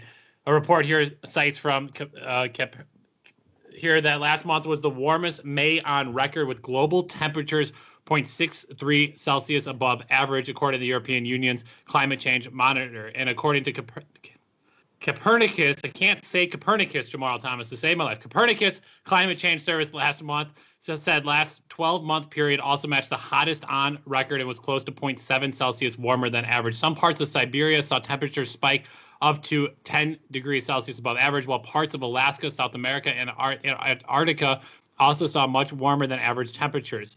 Last summer, Siberia saw unprecedented intense wildfires, and the warmer and drier conditions provide the ideal environment for fires to burn and persist. Ashton, you were displaced by Hurricane Katrina. You experienced Hurricane Harvey there in Houston. You're going to experience many more hurricanes. Talk about the impact of climate change on organizing for social, political, and economic justice. Well, climate change is like recognizing what 6 degrees Celsius means. That's the tipping point for the global temperature to rise by 6 degrees Celsius. We've already gone up to 4 degrees. That means that we're going to lose land mass. That means that rivers are going to dry up. And to put it in perspective, right, you look at when Gaddafi was removed from office in Libya, right, those wars that they were fighting, those civil wars, that was over water. The Tigris and Euphrates are literally drying up, and people are literally dying of thirst. The reason why we're having the issues that we're having, and the people who are leaving because of specific wars in the Middle East to go immigrate to Europe, and which subsequently led to the racist Brexit in the UK, those are all connected. These travel bans, they don't want us to help people. It's like they're slowly using this climate change crisis to have a genocide. When we're addressing climate change, we're talking about not only severe issues with heat and excess rain, talking about the human toll. What does it look like when the food goes scarce, right? What does it look like when we're forced to have to eat genetically modified food, organisms that's not safe for us? What does that mean? Because when you're thinking about genetically modified food, you're thinking about food deserts during climate crisis where people, all they have to go and get food from is a corner store and a dollar store. And that's not healthy, right? You think about the pandemic. It's possible that a lot of the health crises that are going to be popping up is because what's melting with that ice? What's getting back in the air besides the carbon that's causing people to have breathing issues like asthma? These are things that we have to connect on a regular basis, and if people don't connect those dots, climate change. Okay, well, yeah, it's just a little hotter. No, it's not just that. It's not just that. It's not just because you put gas in your car. It's because we're damaging our water supplies. Look at Flint. Lead in the water, right? You have water companies who are profiting off of selling bottled water from aquifers that they buy from towns that can't even use those aquifers because they're owned by corporations. This is all capitalism, right? And capitalism plays a major role in climate change. And until we start doing things to reverse the effects of climate change by addressing capitalism and all the other issues that I just mentioned, we're going to be in a serious situation pretty soon. Jamal Thomas. The argument about dealing with capitalism, I agree with everything you said. In fact, I was sitting here typing to Bob like, preach, love this guy.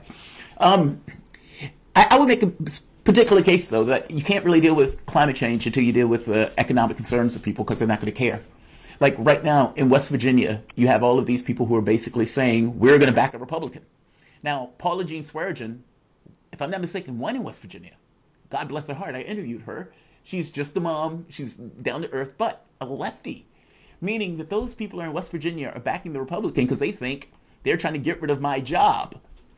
And you, everywhere else says, wait, the climate is falling. The world is falling off its axis. And they say, I don't care. I need to feed my kid. Meaning it's like the issue of climate change is straight through this issue of making sure people are whole. Because if people aren't whole, they're not going to see the issue of climate. Would you agree with that? Meaning you kind of have to deal with the impoverished communities before those people can even have this kind of larger conversation about things that are above them in the sense of climate. Because they don't think it affects them. That's what privilege looks like. When your son is drowning in a massive flash flood emergency in areas that don't even flood up until this year, or you're I don't know, or you lose your job at the water processing facility because the city cuts the budget, what do you do then? People will vote against their own interests because of racism, because they don't care about what's happening to everybody else outside of what's going on with them. That's what we are. You know, the whole ideology behind being an individualistic society is what the problem is with that. And until we break that, you know, recognize differences is good, yes, you know, but the fact that we have such a homogeneous society that's rooted in whiteness, I feel like that would be the root cause. So the question that you're asking me right now, I think only touches the tip of the iceberg. It really does. It touches the tip of the iceberg because at the end of the day, it really matters what we put out there and what we teach people. And as I talked about earlier, when knocking on doors and canvassing people, even if they are not receptive of the information, we made the effort to talk to somebody and say, hey, look, this is going on. This is how it affects you. What do you want to do about it? It's about empowering the people who are directly affected.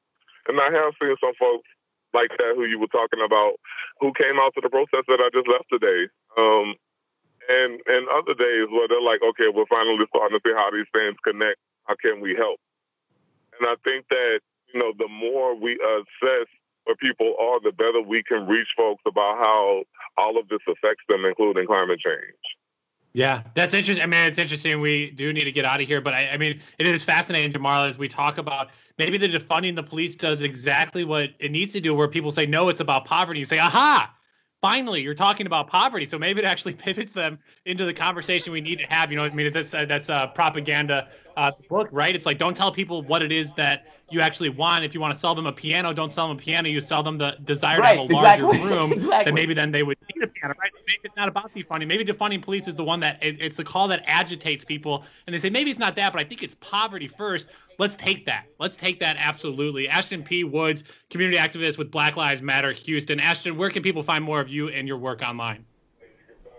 You can find me on Facebook, Twitter, and Instagram under BLMHOU, Black Lives Matter Houston, and the people I work with. Or you can find me directly under Ashton, ASHTON, middle initial P like Paul, Woods, WOODS online. Shoot me a message or follow me online, and I'll respond to you. We all got to have a conversation, and we got work to do. The more of us, the merrier. Go find Ashton P. Woods. Facebook always trying to shut you down, Ashton, but we always find you here on Political Misfits. Greatly appreciate your time. We're going to take another quick break here. You're listening to Political Misfits on Radio Sputnik, live in D.C. We're back after this.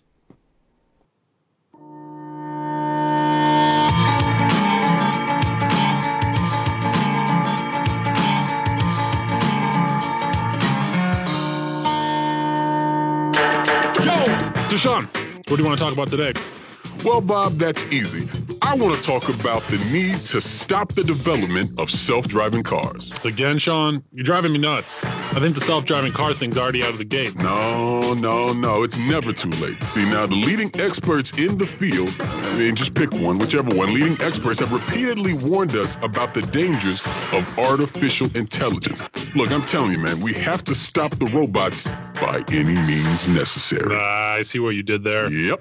Tune into our show By Any Means Necessary daily from 2 to 4 p.m. Eastern Time on Radio Sputnik. And don't forget to call in at 3:20 p.m. to our studio number 202-521-1320. And if you miss us live, check us out on SputnikNews.com, Spreaker, iTunes, iHeartRadio, Spotify, or wherever you listen to podcasts to stay up to date on the latest political, social, and economic movements shaping the world around us.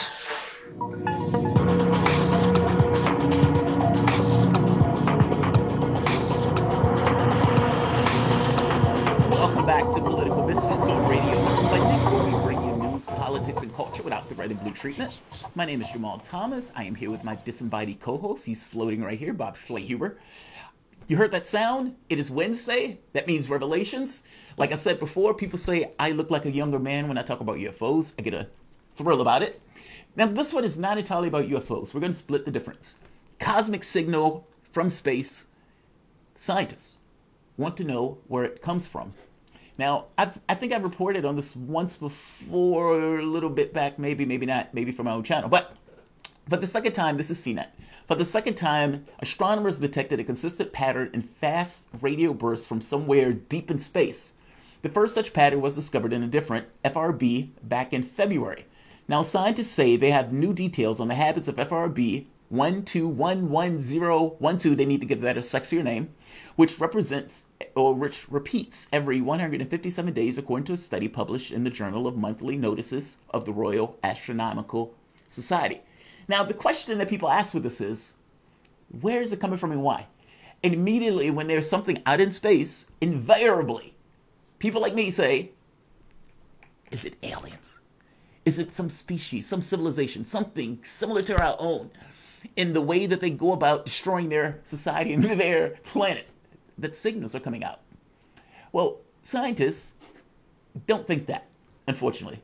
So the FRB remains mysterious. They were first discovered in 2007, but each new one offers astronomers a better sense of their origins.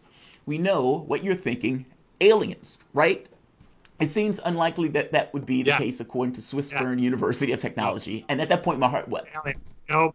Bob? I want aliens. I want aliens. Hard aliens. You know so what's funny? My wife told me one day, she said, I want to see the ship. Now, she's terrified of this. Because when I was really into it, and I was like, you know me, if it's You said ship, right? Like she wants to see the alien ship. Because it's one thing to conceptually think of it. It's one thing to, see a light in the sky. It's something else to be like, okay, that's a ship. Those are different things, And during the time frame where I was really into this mindset of, God, I want to know whether this is true or not. It's not enough to believe. Believing doesn't get you anywhere. You believe in anything. I want to know if it's true. And then at that point, it was like, well, like anything else, if people are saying this is true and this is how they see it, now many people will wag their finger at that. They would be like, oh, I don't want to sit into a pyramid or I don't want to do that. But how do you know if it's not right, if those people aren't onto something? Now, this used to freak her out. But nevertheless, there were two occurrences. One time in Egypt, one time when I was near my apartment where we saw a craft. And both of these occurrences, she was a split second away or would be like, I think I saw something, which always bugs me because it's like you're always there for it, but you never actually impart it. Her thing is, I want to see the ship. Yes, it would scare me. Yes, it would freak me out, but I want to know. I don't want to think. I don't want to see a light in the sky. I want to see the ship. And that's kind of where I am and a lot of people are. So it's like a signal from space is nice, but is that the same thing as the experience? You know what I mean? But they think these things are basically natural neutron stars or whatever. They just think it's natural astronomical phenomena that creates a signal that we just don't know what the signal is yet. So this person is trying to explain what it is. According to Swinburne University of Technology astrophysicist Adam Deller, I think that all likelihood will work out a natural explanation of these events, but I like to keep an open mind and follow wherever the evidence leads me, he said, of the repeating bursts. When it comes for the origins of FRB, God, we need to give that a better name. What we need name it, Bob. You do good with names. What are we going to call this? Alien signal. Okay, we'll call it that quote unquote alien signal. Rajwed told CNET that's one good guess is a neutron star. Based on the short durations and the high luminosity of the bursts themselves, a good guess would be that neutron star would be very high magnetic fields that is orbiting a companion object. Oh, I hate it the way sometimes scientists give something that's like mind-blowing and profound, these kind of really base level, almost mundane ways. Like if you walk outside at night and you look up at the sky and you see all of these colors, red, blues, greens, all of these things, and you have this magnificent universe that you have no idea why you are there, let alone why it's there. And yet you are there, matter, contemplating matter. It's phenomenal. Even your ability to perceive something and that thing coming into existence, or your perspective of those things having some sway in regards to how it materialized, it meaning this kind of decoherence of the state creating reality. That is profound.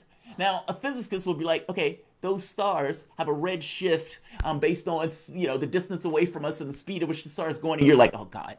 It's like you deaden the magnificence of this thing that we're observing. It's so weird to me that science has that effect, even though when you get into theoretical physics, it's profound. I love this stuff. That's why we have the Revelation segment, though.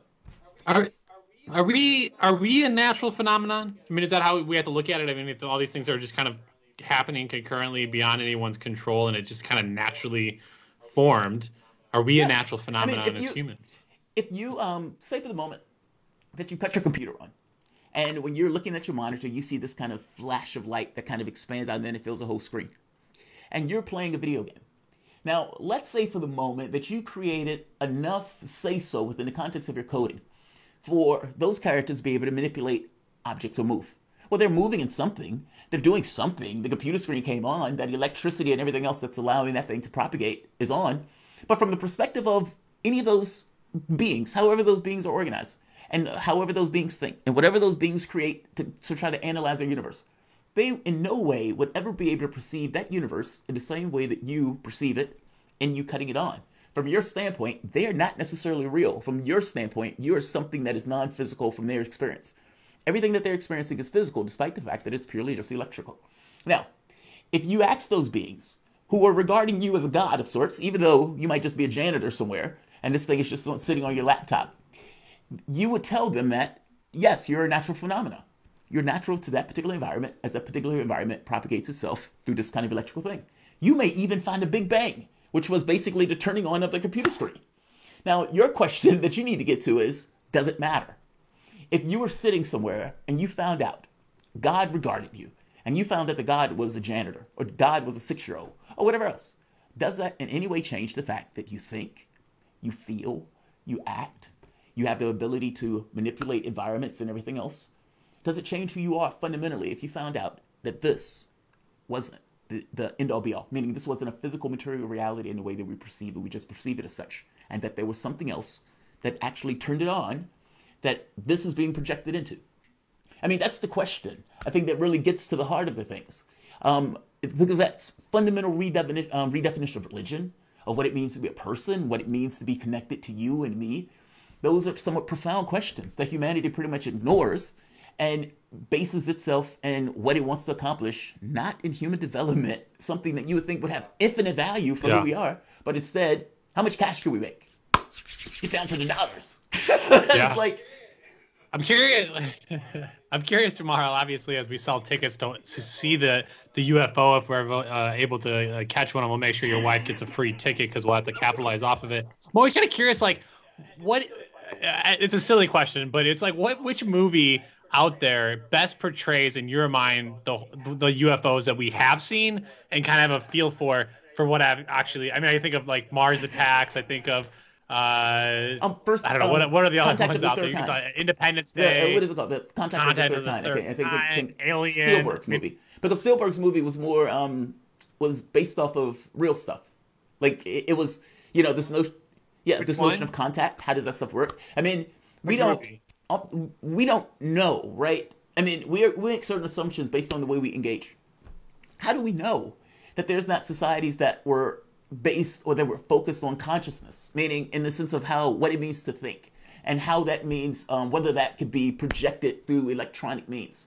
And what does that mean for maybe a civilization that decided that that's the way they communicate with one another in a technological sense and try to engage with us in similar terms? Like, we don't know. Like, that stuff is so off the table. But what we do know is those UFOs are real. We do know those military officers who write those reports, who talk about that stuff, is real. Those people who were freaking out when those military things were at our missile bases, those things are real. And those things need to be engaged with honestly, as opposed to people saying they're demons from, some other dimension, which some of our, unfortunately, people in service thinks. I am a maybeist, Jamar, so I'm going to have to say maybe those things are real, because they could just be projections by the aliens Either way, for us to think we see what they are. But believe it or not, that is a hypothesis. I mean, one of the, there's a gentleman, I can't think of his name, but he makes the hypothesis. He's like, look, if he says, how do you know that those things aren't projected? Now, his point is, even if you're some external civilization, how do you know they're not projected? But he takes it to another ante and say, whether they're aliens or whether they're something extra dimensional, like, it gets weirder and weirder. And some arguments are, look, aliens is the least weird example. Because if you think of, well, we go to Mars, or we're trying to, that's the just natural development of the species to try to get off planet. And what does it mean if you develop the technology to not just go to Mars, but to go further? However, your people might not have changed fundamentally or consciously. The Nazis leaving the planet, going somewhere. You know what I mean? Like, it's hard to kind of predict how societies will evolve, what those societies will do, especially if they have leaps in technology development, or even what they focus on first in their technology as they propagate. That's fascinating.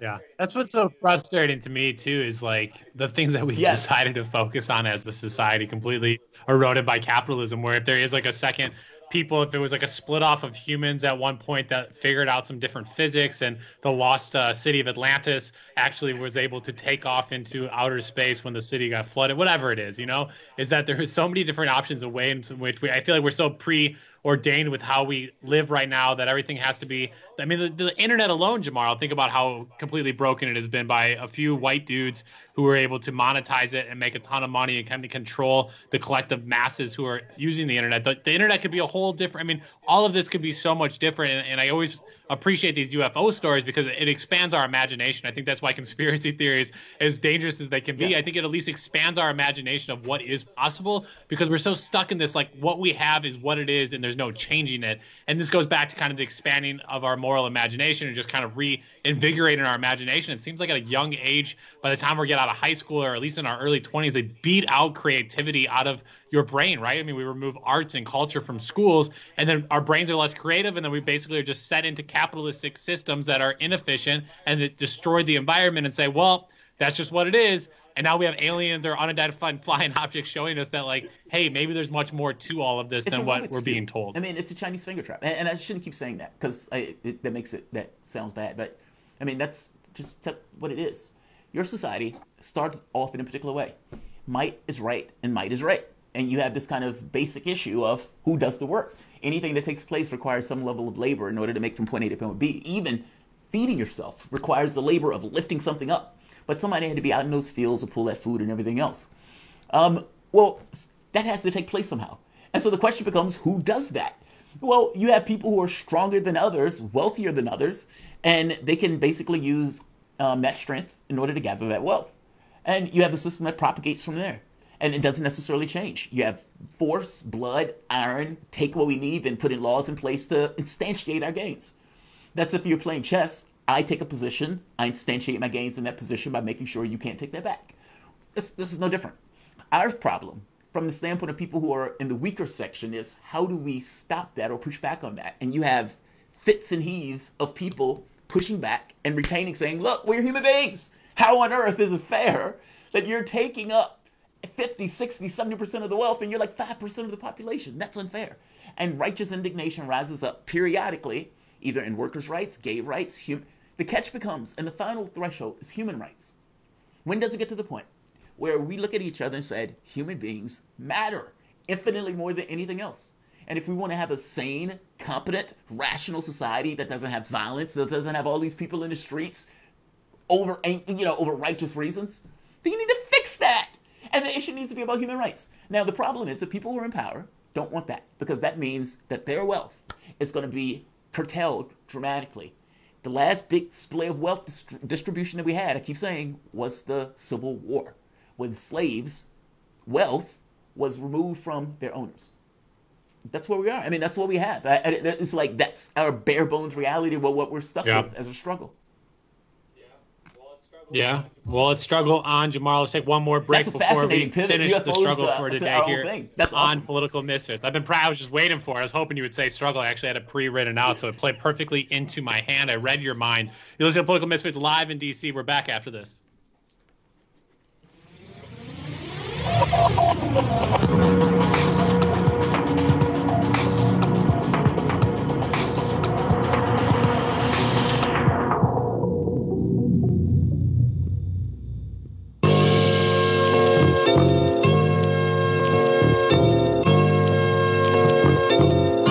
The most important hour of the day.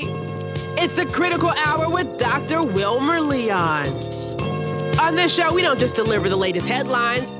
We divide the real from the fake. Tune in to hear from some of the most brilliant political minds of today. Get in-depth news and analysis that goes beyond the surface and dig straight into the details. Set your clock to the Critical Hour for a news perspective unlike any of those other guys. Tune in to the Critical Hour with Dr. Wilmer Leon, weekdays 6 to 7 p.m. Eastern, and catch us on Facebook Live. You're listening to Radio Sputnik.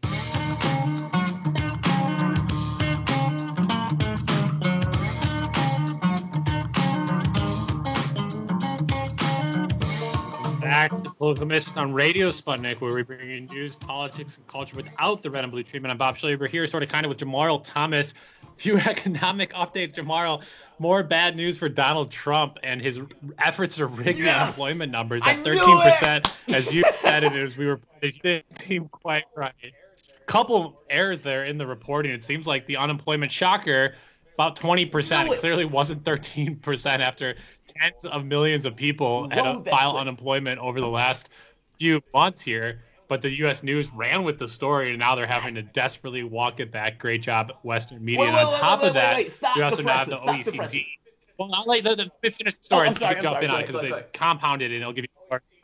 The OECD has released its assessment of the global economic impact of COVID-19, and big surprise, it's not good. The UN body identifies this economic contraction as the worst since the Great Depression, saying with or without a second outbreak, the consequences will be severe and long-lasting. The best-case scenario with no huge second outbreak is a 6% drop in global economic activity. With a second outbreak, it predicts a 7.6% drop. Either way, OECD unemployment is predicted to hover around 10% this year. So Jamar, obviously the global number is not good, and obviously Donald Trump's math here at home not looking good either. I would like to take a moment for this show, Bob and I. Don't do this all the time. I tend to be more modest than this. Everybody knows my modesty. To pat ourselves on the back. Because when these numbers came out, we were incredulous about these numbers. We were like, what? 13%? I don't buy this. I mean, there were like 10 million people. They didn't even put on the records the last time around. So how are they all of a sudden getting a number like this? So I want to clap of the hands for Bob and I for nailing this, for being, a little bit too much to deal with when that number came out. Bob? Yeah. I mean, we did a great job. We did what we were supposed to do, right? We looked at that number and was like, they may be clapping about this, but that looks a little dicey. How is this number, 13%? It was supposed to be 20% last time that they were calling it 16%. This looks dicey. We nailed it. It's a pretty easy formula here for us on Radio Sputnik. You basically take whatever the U.S. government is telling you about war making the economy and helping people, and you just say the opposite of whatever they're saying, and then you give it a few months or even more time sometimes, and then you end up being right at the end of the day. So it's a pretty easy calculus. Welcome to the team. Yeah, this is like 3 days. It was like less than a week. This one was a little quick. I mean, the Afghanistan war, the Russiagate stuff. I mean, it's stuff that it's doesn't feel great to be right. It's not like, hooray, we're right, 20% unemployment. Like that doesn't feel good. It obviously feels good to report the news accurately, though, unlike I guess whatever the New York Times and Washington Post and others have done. Jamaro, I know you desperately miss traveling. We got some options for you here. Do you want to go to Sweden, Seattle, or Iran? Sweden. All right, here. Prepare to be dissatisfied, my friend. Sweden today announced that it has dropped its investigation into the 1986 murder of Prime Minister Olof Palme because they said their main suspect died in 2000. Palme was gunned down in downtown Stockholm after seeing a movie with his wife, a crime that shocked the ordinarily very safe Scandinavian country. Palme was a leftist and eyed with suspicion by conservative politicians and members of the populace. Over the years, more than 100 people have been suspects in the investigation, but the police eventually settled on Stig Engstrom, though not before they actually convicted a guy named Christer Peterson of the crime, only to have that sentence overturned because of a lack of evidence. Engstrom was one of the very first suspects and dropped because it seems the cops thought he was just a nutty grandstander who liked to talk about his role on the scene to the crime, but they seem to have come around as the trigger man, but 2 decades too late. You know, Jamaro, Palme is just an example of what we talked about yesterday. The more you push to the left, the more you risk being attacked by fanatical right-wingers or people that don't want to see economic redistribution and they don't want to see police abolished. That's true, but this is kind of my angst against Sanders. I know this sounds weird as a weird segue, but it is. This is not an individual struggle in the United States. Like what we're talking about when we're making this argument about class or we're talking about inequality. This is something that people, like, they identify with almost in flesh to bone, almost as if it's part of the parcel to their DNA as being a person, that they need to protect that wealth. And that has certain consequences, especially when you have that much cash. That means you have access to money, military, political connections, and all of those things come into play in order to maintain the system the way the system is. Those governments run afoul of that. Bolivian government, leftist government, what did he do?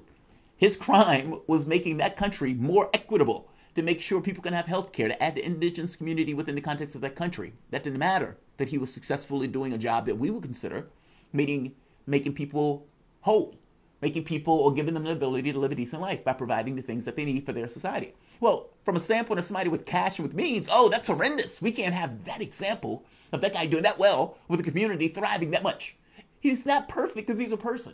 The point becomes, what's the direction of your government? Now look at the U.S. Look at where we were with the FDR, with the New Deal, with the Wallaces of the world, and look at where we are now and ask yourself, why? Right, like that needs to be engaged. This is not like an individual struggle in a state or a nation. This is an individual struggle around the world against this notion of cash, who has the means of production and who has the resources of a community and a society versus the person who create those things. Yeah. Yeah, and let me just say here, Palme, obviously we don't know who killed him, so maybe he took somebody's parking space the day before, and it was a personal grudge. We know, just to be accurate with the story there as we continue an unsolved mystery. One last story here for you, Misfits. We don't want to miss this one here. Seattle's Capitol Hill Autonomous Zone, also known as the Free Capitol Hill, or CHAZ, is now 6 blocks and growing. We mentioned yesterday that barricades had been erected to keep out cars, and cops and scouts have been deputized to monitor its borders. Now Seattle paper The Stranger writes there's a no-cop co-op with snacks and drinks at Teaching Square and an outdoor cinema where last night they screened 13th, a documentary about mass incarceration. Tents have been erected for people to spend the night or trade shifts in making sure the area is continuously occupied. There are porta potties and designated smoking and non-smoking areas, and overall, since the police moved out, things have been calm, according to reports. Most CHAZ residents seem very motivated to keep things that way. Jamal, it'll be really interesting. Occupy Wall Street was it took place when I was out of the country. I had just moved here to Washington, D.C. towards the tail end of it, and I wasn't really there to see kind of this natural, spontaneous gathering of people. Obviously, a lot of homeless people served as the anchor to the occupied tenements, which caused its own set of kind of chaos. And here in Seattle, though, we are seeing an occupation take form. Obviously, Black Lives Matter Plaza, I hate calling it that, but we're going to take the wins as we get them. I'm not going to have sour grapes with Muriel Bowser, but we have this plaza now. We have people down there. We have art constructed all around there. About 30 seconds tomorrow. Do you think we're going to see more occupation of spaces as this protest continues? Maybe in Seattle and maybe in various spots, like maybe in D.C. You might see it in D.C. In New York, there was one too, but right? definitely in D.C. I think you'd probably see it in D.C. and Seattle, if I had to guess. It'll be interesting if people like bring tents down, right? I mean, that's kind of a whole another layer when people actually sleep down there. I'm curious what the city would think of it. And just a block from it, outside of our studio, I mean, we're right there at Black Lives Matter Plaza, and so we've lived it, we've seen it. There's people that basically live in tents right outside our office. That's America's shining city on the hill, having people have to sleep in tents on the streets because we're the wealthiest nation, but we can't afford houses for them. Jamal, I'll be curious to see if that grows. We got to get out of here for the day. Thanks to our guests, Mark Sloboda and Ashton P. Woods, for joining us. Big shout, as always, to Ryan, Dimitri, Andre, and Saul, and the entire Sputnik News team for keeping us on the air. Shout out to our fantastic producer, Michelle Whitty. On behalf of Jamal Thomas and myself, Bob Schlehuber, thank you for listening. Now get back to organizing. Guys, as always, I appreciate you guys showing up. 12 to 2. Progressive, Soapbox, Bob Schlehuber, Political Misfits. So we have comments. I was sitting here reading, laughing at these as I was reading them. So first one. Ex-Hippie503, Space Talk. Can you dig it? Space Talk indeed. That's a weird space talk, right? Just going from aliens to inequality. I guess my head is on the inequality thing. I'm enamored by the protests. I honestly am. And when I think of this many people out, I think to myself, what's your ask? And the big ask just seems to be, let's get rid of cops by getting rid of poverty. Can't get rid of racists, so fair enough, but I could definitely do something about people's material conditions. Wesley Jr., thank you, Wesley Walker. Marcus Will, people in general need to cut back. Television. Yeah, but how do you do that? I agree with you. Mainstream media is cancerous. Dare me to do it. Jamal, I think you border genius, but you're wrong. Uh-oh. Call in. We have a call-in show. You can call in. Ex-hippie. 1985 Oregon's cops wear and sell smoke 'em, don't choke 'em t-shirts at the funeral of black man they had killed. They all got rehired. Look, my argument here about getting rid of cops and getting rid of poverty is not one-sided. You need to do something about the way your police force polices. And so, for fuck's sake, choking people to death was already illegal, pal. And the chokehold that was used on Eric Garner was already illegal, meaning making the law about it doesn't necessarily stop people from breaking that law. The cops aren't supposed to distribute maximum justice on a whim anyway. So putting that as an edict doesn't change that. I guess I'm saying the thing that changes it is not having them there. And when you have a system where it is in the bricks for them to act that way, then you need to change the system itself. The entire structure itself needs to be broken and rethought.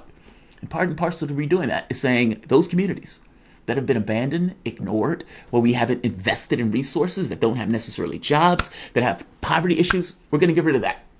That is going to be our national mission because we care about this issue and the relationship for police and African Americans that much, where we realize that the reason that these interactions take place is, yes, in part, they're racist. Can't do that, but we can do something about the poverty. I know you think I'm wrong on this, but if you're, think about what's taking place. This is fucking beautiful. Organic. People realizing that what they want in political sense is not working. And those people say, fuck the political space. In the streets. That's beautiful. Now the catch becomes, what do you want your political system to do? What's your moonshot? What's commiserate with the energy that millions of people around the world has put out? The thing that's commiserate is the human rights movement. Eliminate poverty. Like, share, subscribe.